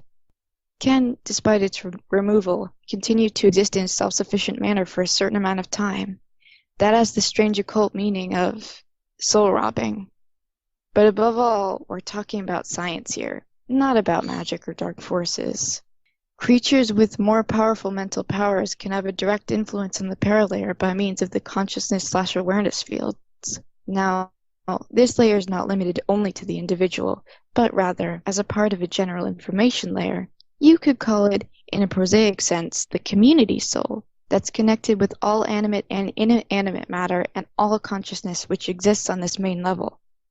The biological cause for these abilities lies on the side of matter, by the way, in the pituitary gland, which always is in the position to generate the frequencies to actively control the sphere of influence. Even you people could theoretically do this. However, you're solidly blocked in these things. As I have said, the paralayer can interact with the mind as well as with matter.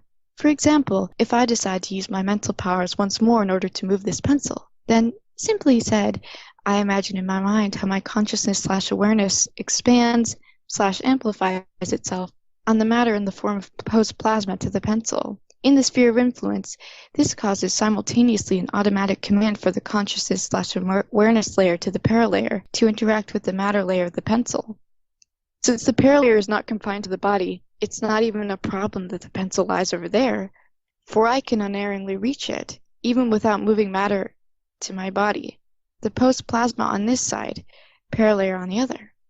I have control over the pencil, and the interaction brings the matter field of the pencil to the point where it changes in the manner in which it moves. For example, This is fascinating. What kinds of paranormal activities can one generate with that? all kinds, everything that you call paranormal. As I said, this special layer lies in the sphere of influence between the morphogenetic information layers and the matter layers and can interact with respect to both sides. That is to say, it can interact with solid matter as well, with mind or mental information, wherewith we can achieve everything that's generally designated as telekinesis and telepathy. The connection absorption with another consciousness/awareness is generally separate in the procedure from the simple influence of matter, since different consciousness/awareness fields work with different oscillations. A consciousness/awareness that sends or a consciousness/awareness that listens must first adapt itself to the other mind exactly before any access is possible. Most species also have chances to block the alien access, but you people don't have this. The following is generally valid. The stronger the paranormal abilities of a species, the simpler the adaptation and the access. Our own abilities are not so powerfully developed. Therefore, first we have to learn specifically alien mind influence in order to use our mimicry. For example, where mimicry is actually quite simple in your minds due to the implanting of the on-off switch. Some of these abilities are also partially inherited. Mother and child of my kind, as an example, are attuned exactly during the first months of life, partially also in the egg covering in the expectant mother, and communicate telepathically. In order to influence you people, we need a certain amount of time for practicing, despite your simple structure. Therefore, it's forbidden, for example, for adults of my kind before the age of enlightenment to come to the surface of the earth. In the case of not fully developed abilities, the danger of discovery by you would be too great. By the way, there are of course numerous secret teachings about the real possibilities which can be given one with these abilities, but I really don't know anything exact about that. Whenever an alien mind ought to be influenced, there are some generally valid steps which are set in motion by other extraterrestrial species. First and foremost, the alien oscillation must be felt by the brain, i.e., for one the field of oscillation, for the other the quasi-electrical brainwaves here in the normal space. That's not especially difficult. After that, one simply probes for the other consciousness/awareness in the mind. With a post-plasma manifestation, the sphere of influence reacts, and the connection is there. Now, one can read out information from the first one and record the desired information to the second one in the correct location.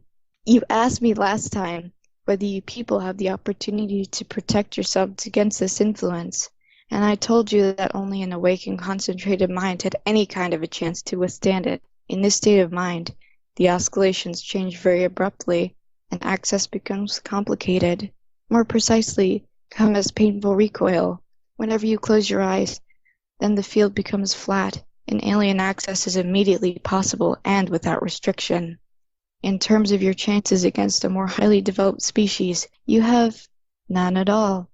They are able to adjust the oscillations faster than you can change. I could even demonstrate it on you, but you were really horrified and confused the last time, so we'll just leave it at that explanation. This explanation presumably sounds to you like, as you say, something esoteric or from the occult or magic. The reason for that is simply that you lack the basic understanding for seeing the background reasons. All paranormal phenomena has a purely scientific origination. None of this has anything to do with supernatural powers. We grew up with this kind of knowledge. We know how one makes use of these powers and where they come from. We're acquainted with theory and practice. You're not. Therefore, you really don't understand what happens in your world. You see only one side of the existence, not the other. Everything paranormal is dualistic, and it exists in time-space that matter inhabits, as well as in the sphere of influence. To be explained, it can only be explained by the acceptance of the latter, because the sphere of influence is the basis. I would welcome an end to the scientific questions, since you really aren't grasping them anyway. We're wasting more or less valuable time by doing this. Only one last question. At our meeting in December, you made it quite clear that you didn't want to discuss scientific and paranormal concerns. Why the openness now? The last time, I saw really no necessity in overburdening you with facts of that kind. Therefore, I preferred only to mention these topics in a peripheral sense. Apparently, however, some of my performances today have set you to thinking about your world, something that can't be all bad.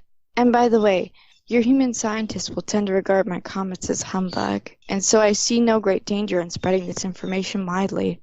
No one will pay much attention to it. By the way, the words of your people who have characterized me as creature of evil have their basis in the belief of occult powers and magic, both of which things do not exist.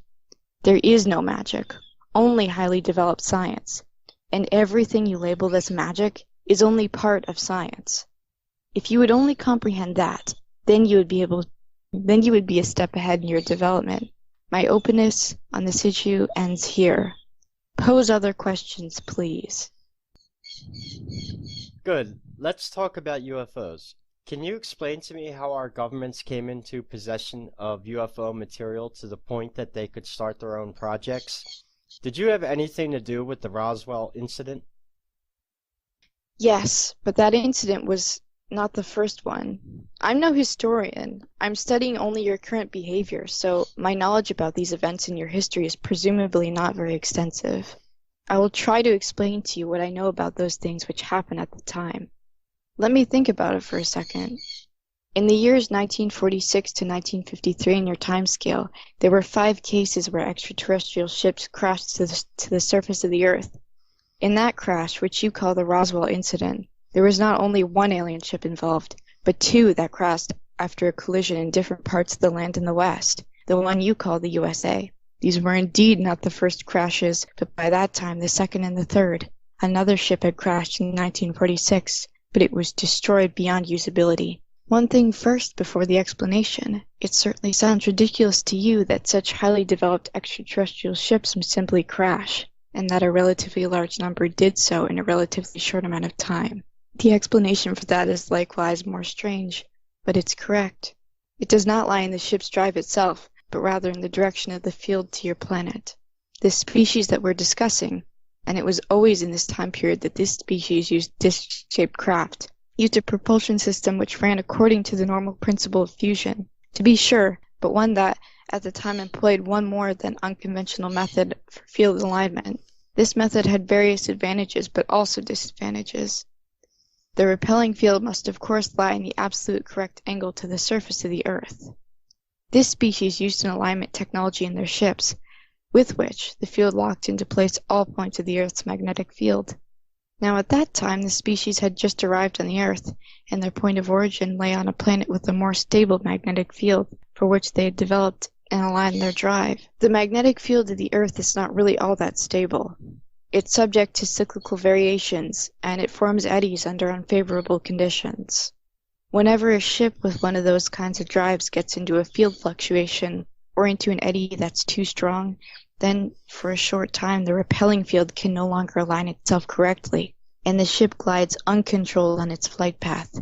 The drive is operating correctly to be sure, but the field fluctuates in all directions, and because of that, the ship can crash. In the case from 1947, which you addressed, it's my understanding that one of the ships got caught in a fluctuation. Its field linked up unintentionally with that of its squadron leader, and it collided with another ship, whereby both of them were heavily damaged. The cause of the magnetic fluctuation at the time was probably an electrical disturbance brought about by a weather event. Both ships crashed as a result. One of them fell near the collision point, the other 100 of your kilometers or so distant. All the occupants were killed in the impact. The thin hull structure of that disc craft is, in and of itself, not very stable, since those discs have not been designed for crashes, as well as for flight in a field where there are exterior forces at work. Now, your human military collected the individual pieces, at first, until they discovered the whole ships with the dead creatures aboard. Immediately, they classified everything as top secret and brought them to their military bases in order to analyze the drive. The secret endeavor was set the alien technology in place later against evil enemies of that great country. That is as primitive as it is ridiculous. I remember, I don't want to specify exactly your date, that it was probably between 1949 and 1952 that there was a rather bad accident during some research being done on one of the wrecks. According to what I heard, what members of my species were told by members of that government, it resulted in an unintentional activation of one of the drive's components in the unshielded condition. As a result, for a very short period of time, how should I phrase this? There was an unchecked shift of the environment to a plasma-like condition, which, on the other hand, through a very, very unfortunate accident, caused an overturning of the general power field into a magnetic pulse of immense power. Do you have any idea what kind of an effect a plasma magnetic jolt has when it comes into contact with an organism? No, how should you know that? Of course you don't. Disturbance in the structure of the field and bioelectric feedback. Imagine, if you will, a human body which is engulfed in bright flames for 3 or 4 of your days. Those flames apparently do not go out, and they burn the body right down to its last constituents. Well then, you have an approximate impression of what happened. I think that 20 or 30 of your scientists were killed in that lab. 2 further crashes occurred in 1950 and 1953 in the water catchment area of the American continent. Those ships were able to be recovered from the crashes relatively intact. That species, which had built the ships in the first place, a species which I, by the way, count among those who are unfriendly towards you, was naturally worried about the investigation of their own technology of your kind. They did not want, however, at that point early in time to begin direct conflict with you, and so they chose to be diplomatic with you, and came into contact with that government during your 1960s. Of course, they had not divulged the real reason for their being here, copper, hydrogen, air, but rather they pretended to be curious researchers and offered to show people the functioning principle of the ships, whereby they would expect in return some favors. Simple-minded as you are, you of course agreed to it, and were deceived. You gave them raw materials, you gave them secured locations for their bases, and you gave them access to your most secret defense data. You gave them access to your DNA, and much more, and all just to quench your greed for power and information. The alien species, of course, quickly noticed that you were dealing with simple-minded creatures, and they gave you false and inferior information about their technology, so that they receive much more out of the collaboration than your kind do. For example, they gave you information that the drive can only be constructed with unstable elements of a higher-ranking number, but they withheld the information that the field drive can be constructed with various modifications to work, as well with stable elements of a lower periodic number, and generally that's the way it's done. Through these half-truths, they made you dependent on the synthesizing of high elements, and thereby renewed by their own technology. Their clues to the construction of your UFOs were laid out in such a way that the solution to old problems caused new problems to arise simultaneously. They never told you the complete truth, but always built in again and again clever lies, which later led to technical problems and to your dependence on them. In the last years of your 1970s and your early 1980s, it finally came down to various events between the alien species and that government. I don't want to go into detail here since there's much that even I am not exactly sure of. The whole thing lay in the context with some new, or better said, the old technical problems with your own self-constructed ships, whose camouflage and drive partially failed to function in test flights in the open. Because of that, the function of secrecy was threatened. Your military and your politicians slowly, very slowly, came to the conclusion after more than 20 years of this that they had been deceived by that alien species. Multitudinous incongruities and the overstepping of bounds of the treaties by both sides finally led to an altercation between you and the extraterrestrials, which culminated in a liftoff of the 3 alien aerial objects through a special, how do you say it, EMP weapon and a military skirmish at one of their underground installations. As a consequence of these attacks, the alien species ultimately withdrew from all contact with you, and was understandably more angered about your kind. Therefore, I count these extraterrestrials among the 3 groups who are hostile towards you, and while the other 2 are more occupied with their own business, among them waging a cold war for dominance on your planet, your old friends and partners are preparing to supply themselves finally with the sole and absolute dominance over raw materials and human DNA. At the moment, it's probably true they lack some of the technical possibilities and large amounts of forces which they need in order to achieve their goals directly. In spite of that, we're counting on negative actions, possibly even of a more subtle kind, against you in the next few years or even decades. Will the other extraterrestrial species undertake nothing against these warlike actions? Specifically, something ought to be on Earth for more highly developed species. You're wrong there. Specifically, for the more highly developed species, there's simply, at the very least, your fate. You're animals for them. Animals in a very large lab. Understandably, an alien invention on your planet would disturb their projects. But I don't think that they accept a confrontation with other species for it. Many of them could look for another research planet for themselves, or they could study over a long distance your behavior and your consciousness/awareness, since crisis situations could have an attraction for their studies. Whenever you people take a look at an anthill, and another person comes along and steps on that anthill, what do? You go on your way, or you search for another anthill, or you observe the ants in their crisis condition. But would one of you, even though he were larger and more powerful than the one who stepped on the anthill in the first place, defend the meaningless ants? No. You have to imagine yourself the viewpoint of the more highly advanced creatures. You are the ants. Don't expect any help from them. Of course, we would also ask for help when it became clear that your old partners were ganging up on you. Some members of that human government are fully aware of our existence, also partially owing to an old religious basis. For example, there's a gigantic, partially underground building in the capital, which is totally dedicated to my species, and that also has a direct approach to an elevator shaft and to an underground system. In this building, partial meetings have taken place and do take place between us and humans. We passed on information to you in the last few years. According to what I know, we will keep ourselves as far away from the conflict as we can. You ought to learn how to solve your own problems yourselves, or to become intelligent enough to never create those kinds of situations. What will come and who will possibly place themselves on your side, only time will tell. I really do not want to make any indications about that. I have here 5 prints of different UFOs, which claim to show UFOs. Can you take a look at the pictures and tell me in which of them actual extraterrestrial aerial craft can be seen? I can try it. You may pose many questions to me today which even I cannot answer unequivocally. Don't overestimate my knowledge. I'm no expert in alien technology and the construction of extraterrestrial ships. To be sure, there are mostly some technical details and peculiarities about genuine UFOs, with whose help one can easily differentiate them from natural phenomena or human forgeries. You falsify sometimes the pattern of genuine ships.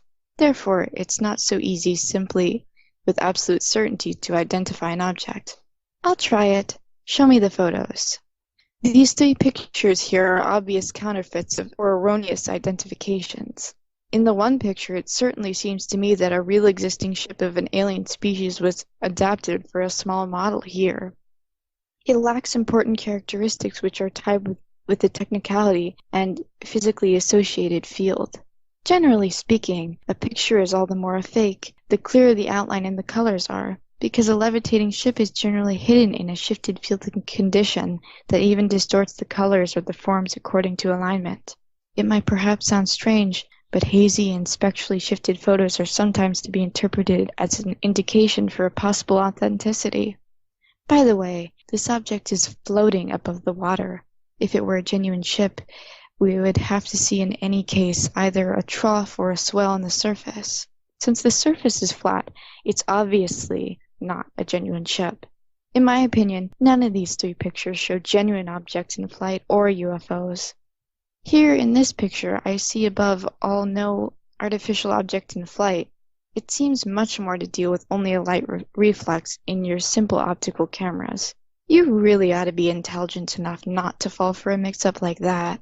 When your general public chases counterfeits and frauds for a long time, then they will presumably discover too late what's really going on in front of them in their atmosphere.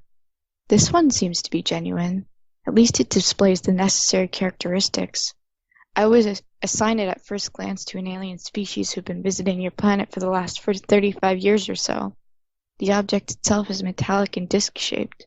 Certainly it's distorted in form and color by means of a field effect. These 4 white and very long processes on the underside of the ship itself portray a kind of quasi-gravitational light manipulation. In essence, the universal force field is being shifted in the direction of a simulated gravity. Actually, it's not a genuine light, but a special, strongly charged form field which manifests itself in the space that matter inhabits as a quasi-light. The reason for the activation of the special high-energy system in an atmosphere is not completely clear to me. It's possible that it's a kind of investigating or influencing of the environment. In any case, it's terribly careless of that species to allow this technology to be photographed by humans. Well, I guess that most of you just plain don't understand it, and those who do will not say anything about it to the general public. This is in fact a genuine aerial object. It is in no way extraterrestrial. Triangular aerial objects in flight are simply not used by alien species, or not in this form at least. That streamlined kind of form is a human concept. It's one of your own secret military projects that you build with the help of immature alien technology that was handed over to you by extraterrestrials during the 1960s and the 1970s. Generally, the form of the hull for a genuine extraterrestrial ship is of no consequence, for inside the field itself there are no exterior forces that have any effect there. In general, the ships have a rounded off form, and they're built without hard edges, as a disc or a cylinder, so that the field can flow more easily. Your projects decree that along with the alien drive field, there also be a conventional jet engine system. Therefore, they are always triangular, and built thus with streamlining in order to be steerable with this primitive recoil principle. In an example here, the ship glides above all on its genuine field drive. Do you see the distortion in the quasi-light in the rotating cylinders? That is an unmistakable indication for the authenticity of the photo. But why, you might ask, are there 4 cylinders? That's unusual. Even the interval seems to be incorrect. The coloring's very dark, and the interior optical distortion is very noticeable, presumably a reconstruction of the original system by your scientists. Since the alien species had not just given you any more information since the disagreement, they're rebuilding the system single-handedly without actually being able to understand what kind of dangerous thing they're doing there. This construction does not make the system better, only more unstable. Both of the forward cylinders are too close to each other. They'll definitely flow into each other. The colors show me a powerful residual radiation. It was probably the case that high elements were used again as customary for the shifting. It's in any case very dangerous to be unshielded in the vicinity of the field. Did the person who took the photo display any kind of radiation and burn damage? I don't know. Where did these military UFOs come from? From the United States? Yes, I think generally that's true, from the Western continent. Why then do they fly over thickly populated areas of Europe? This photo comes from Belgium. That doesn't make any sense. Can you explain? Why is it that only I am able to explain strange human deeds? It's possible that these are long-distance tests or tests with the electromagnetic camouflage systems. The old enemy of the American nation is on this side of the world, so why wouldn't they test here? At home they've had enough time to have their ships crossing back and forth. Maybe they have aroused too much observation there. With one of those kinds of unstable field structures, as your photo indicates, I consider it somewhat improbable that that ship is capable of making a flight over that length of the ocean. It's possible there's a test station here on your continent. Unfortunately, I don't know anything about it. Many readers of the first transcript have posed the question how your original contact with EF came about. I already know the story from your narratives, but could you repeat it here once again for this volume and for this new transcript? Of course. Now, the story began about 2 of your years ago here in Sweden. I've been strongly interested in your species and your behavior since my youth. I had already studied your literature at that time, as well as possible. I was really very curious about your species, and as soon as I was allowed to come to the surface, I attempted to assemble more information immediately.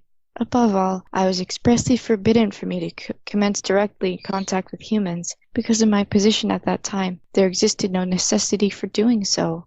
It was in your year 1998, when I was on my way further north from here, in the remote forest in the vicinity of the entrance to my world, and was looking for biological specimens, which we use in order to watch our environmental pollution and destruction of your flora and fauna statistically by your own kind.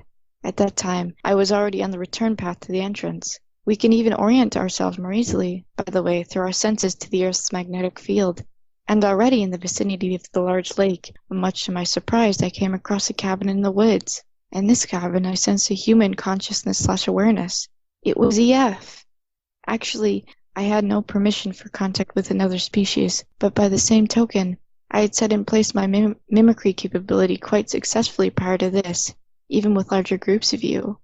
Now, Let's call it primitive curiosity. I wanted to talk with the person in this cabin, so I knocked on the door. E opened the door, and we got into an interesting conversation. His language was not quite yet common at that time for me. But it's not all that hard to learn a new language when one can read the information in the consciousness/awareness of the opposite individual. I simply told him that I came from a foreign country in the East. Of course, at the time, he did not really recognize who I was. He was totally convinced that he was talking with a creature of his own kind, although it was simply only a mimicry image. Since my assignment anyway had its goal as an investigation of this terrain, which was to last for several days, I visited him in this span of time 3 times as a human person. At first we talked mainly about really ordinary things. Later we got into religious and physical topics. He seemed to be impressed by my knowledge, and I was likewise impressed with his clear thoughts and his, for a human being, well-displayed personality structure and his own opinions. You really like giving yourselves over completely to a public opinion or conditioning, as for example, reptilian species are evil, and stuff like that. I steered the conversation in this direction, and EF said something to the effect that he believed in alien species, and that they did not have to necessarily be evil, but perhaps only different than his kind are. That pleased me. At that junction of time, of course, could not speak concretely with him about my knowledge because he wouldn't have believed me. He would have taken me for a human practical joker. I cultivated the very, very unusual idea to show him my true exterior, something that I did during our conversation at our 4th meeting in the cabin. Actually, he was predestined for contact.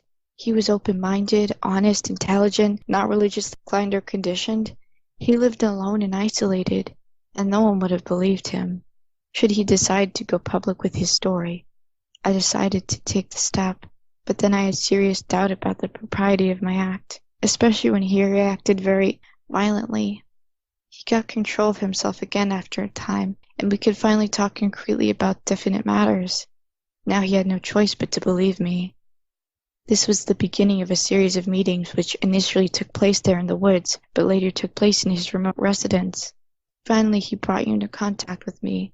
For that reason, we're now sitting here once again and talking about things which probably won't be believed out there in human society. You said you would not have had permission at the time for contacts with human beings. Do you now then have permission to talk with EF and me about these things, and even to make this scientifically public? Yes, that's difficult to explain and for you to understand. Let's just say, I find myself in the position now to arrange this permission without having to take into account any consequences. In this position, I'm quasi-immune against certain restrictions. Let's look at it that way, yes. If other people want to come in contact with your kind, do they have a chance to do so? Generally not. We avoid contact with you, and we operate on the surface only in remote areas. And there we use the mimicry techniques in case we should meet some people. That I'm talking with you now does not mean others will follow my example. It goes without saying that you could try to find an entrance to my world and penetrate your way into there. However, that can sooner lead to unpleasant consequences for the infiltrator. You have next to no chances on the surface of recognizing us. You can't even contact us directly. We have to contact you, just as I did with EF. Those kinds of contacts, however, are not the rule but are very rare occurrences. Can you describe your subterranean homeland location?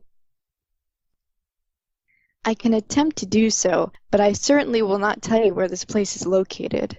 My homeland lies in one of our smaller underground settlements to the east of here. I'll give you some numbers so that you can make a better impression for yourself. Just a minute. I have to try to convert the measurements approximately into your units. It's a dome-shaped cavern at a distance of about 4,300 meters from the Earth's surface. The cavern was organized as a colony about 3,000 years ago. A major portion of the ceiling structure is artificially integrated into the rock, and the form was remodeled into an almost elegantly proportioned and very flat dome with an oval ground plane. The diameter of the dome, according to your measures, is about 2.5 kilometers. The height of the dome at the highest point is about 220 meters. Underneath that highest point in every colony, there stands a special whitish-gray cylindrical building. a kind of supporting column which holds the honeycomb net-carrying structure of the dome. This building is the tallest, largest, and oldest in the entire dome, for it's always situated as the first construction together with the security of the ceiling. That building has a very special name and religious significance. We have only one of these columns. Larger colonies even have one more columns according to the construction of the ceiling.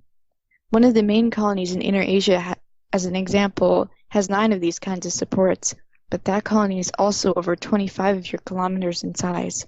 The central building is generally a center of religion, but also a center for climate control, and a center for the behavior and the regulation of the lighting system.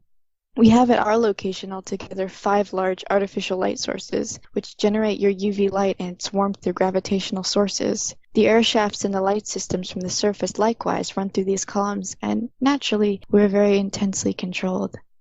By the way, we have 3 air shafts and 2 elevator systems there, and even a tunnel connecting to the next main colony, which lies approximately 500 kilometers to the southeast. One elevator shaft leads to a cavern near the surface. The other leads to one of our depots for the ships. You remember, the cylindrical ships. That's naturally concealed closer to the surface behind a rocky mountain face. Normally there are only 3 ships there. It's a small depot. The other buildings of the colony are, for the most part, concentrically ordered in oval circles around the main support column, and they are without exception much flatter, generally only between 3 and 20 meters tall. The shape of the building is round and dome-like. The color is even differentiating according to the circle and distance from the main column. To the north of the column there's an additional very large but very flat round building. This building interprets the concentric system of the colony with its diameter of about 250 meters. It's the artificial sun zone, in which specifically illuminated corridors and rooms are housed. In these locations, very powerful UV light predominates, and they're usually used in order to warm our blood. There's even a medical dispensary and a meeting room location there. Beyond the outer ring of the colony, there are zones in which animals are kept. You know, we must consume flesh as nourishment, and the gardens in which plant nourishment and mushroom cultures are cultivated. There is also hot and cold running water there from the subterranean sources. The power station is located on the edge of the colony. The station is driven by fusion as its base, and it supplies the colony and the suns with energy. My group, or family, lives, by the way, in the 4th ring of the buildings, out from the central support column. So much in such a short time. To describe to you all the buildings and their tasks would be going too far. It's difficult to describe something like that to you, for it's a completely different set of surroundings and culture from what you're accustomed to in your life on the surface. You really have to see it for yourself to be able to believe it. Will I myself see it sometime? Who knows? Maybe. Time brings new opportunities. How many creatures of your kind live in this colony? Approximately 900.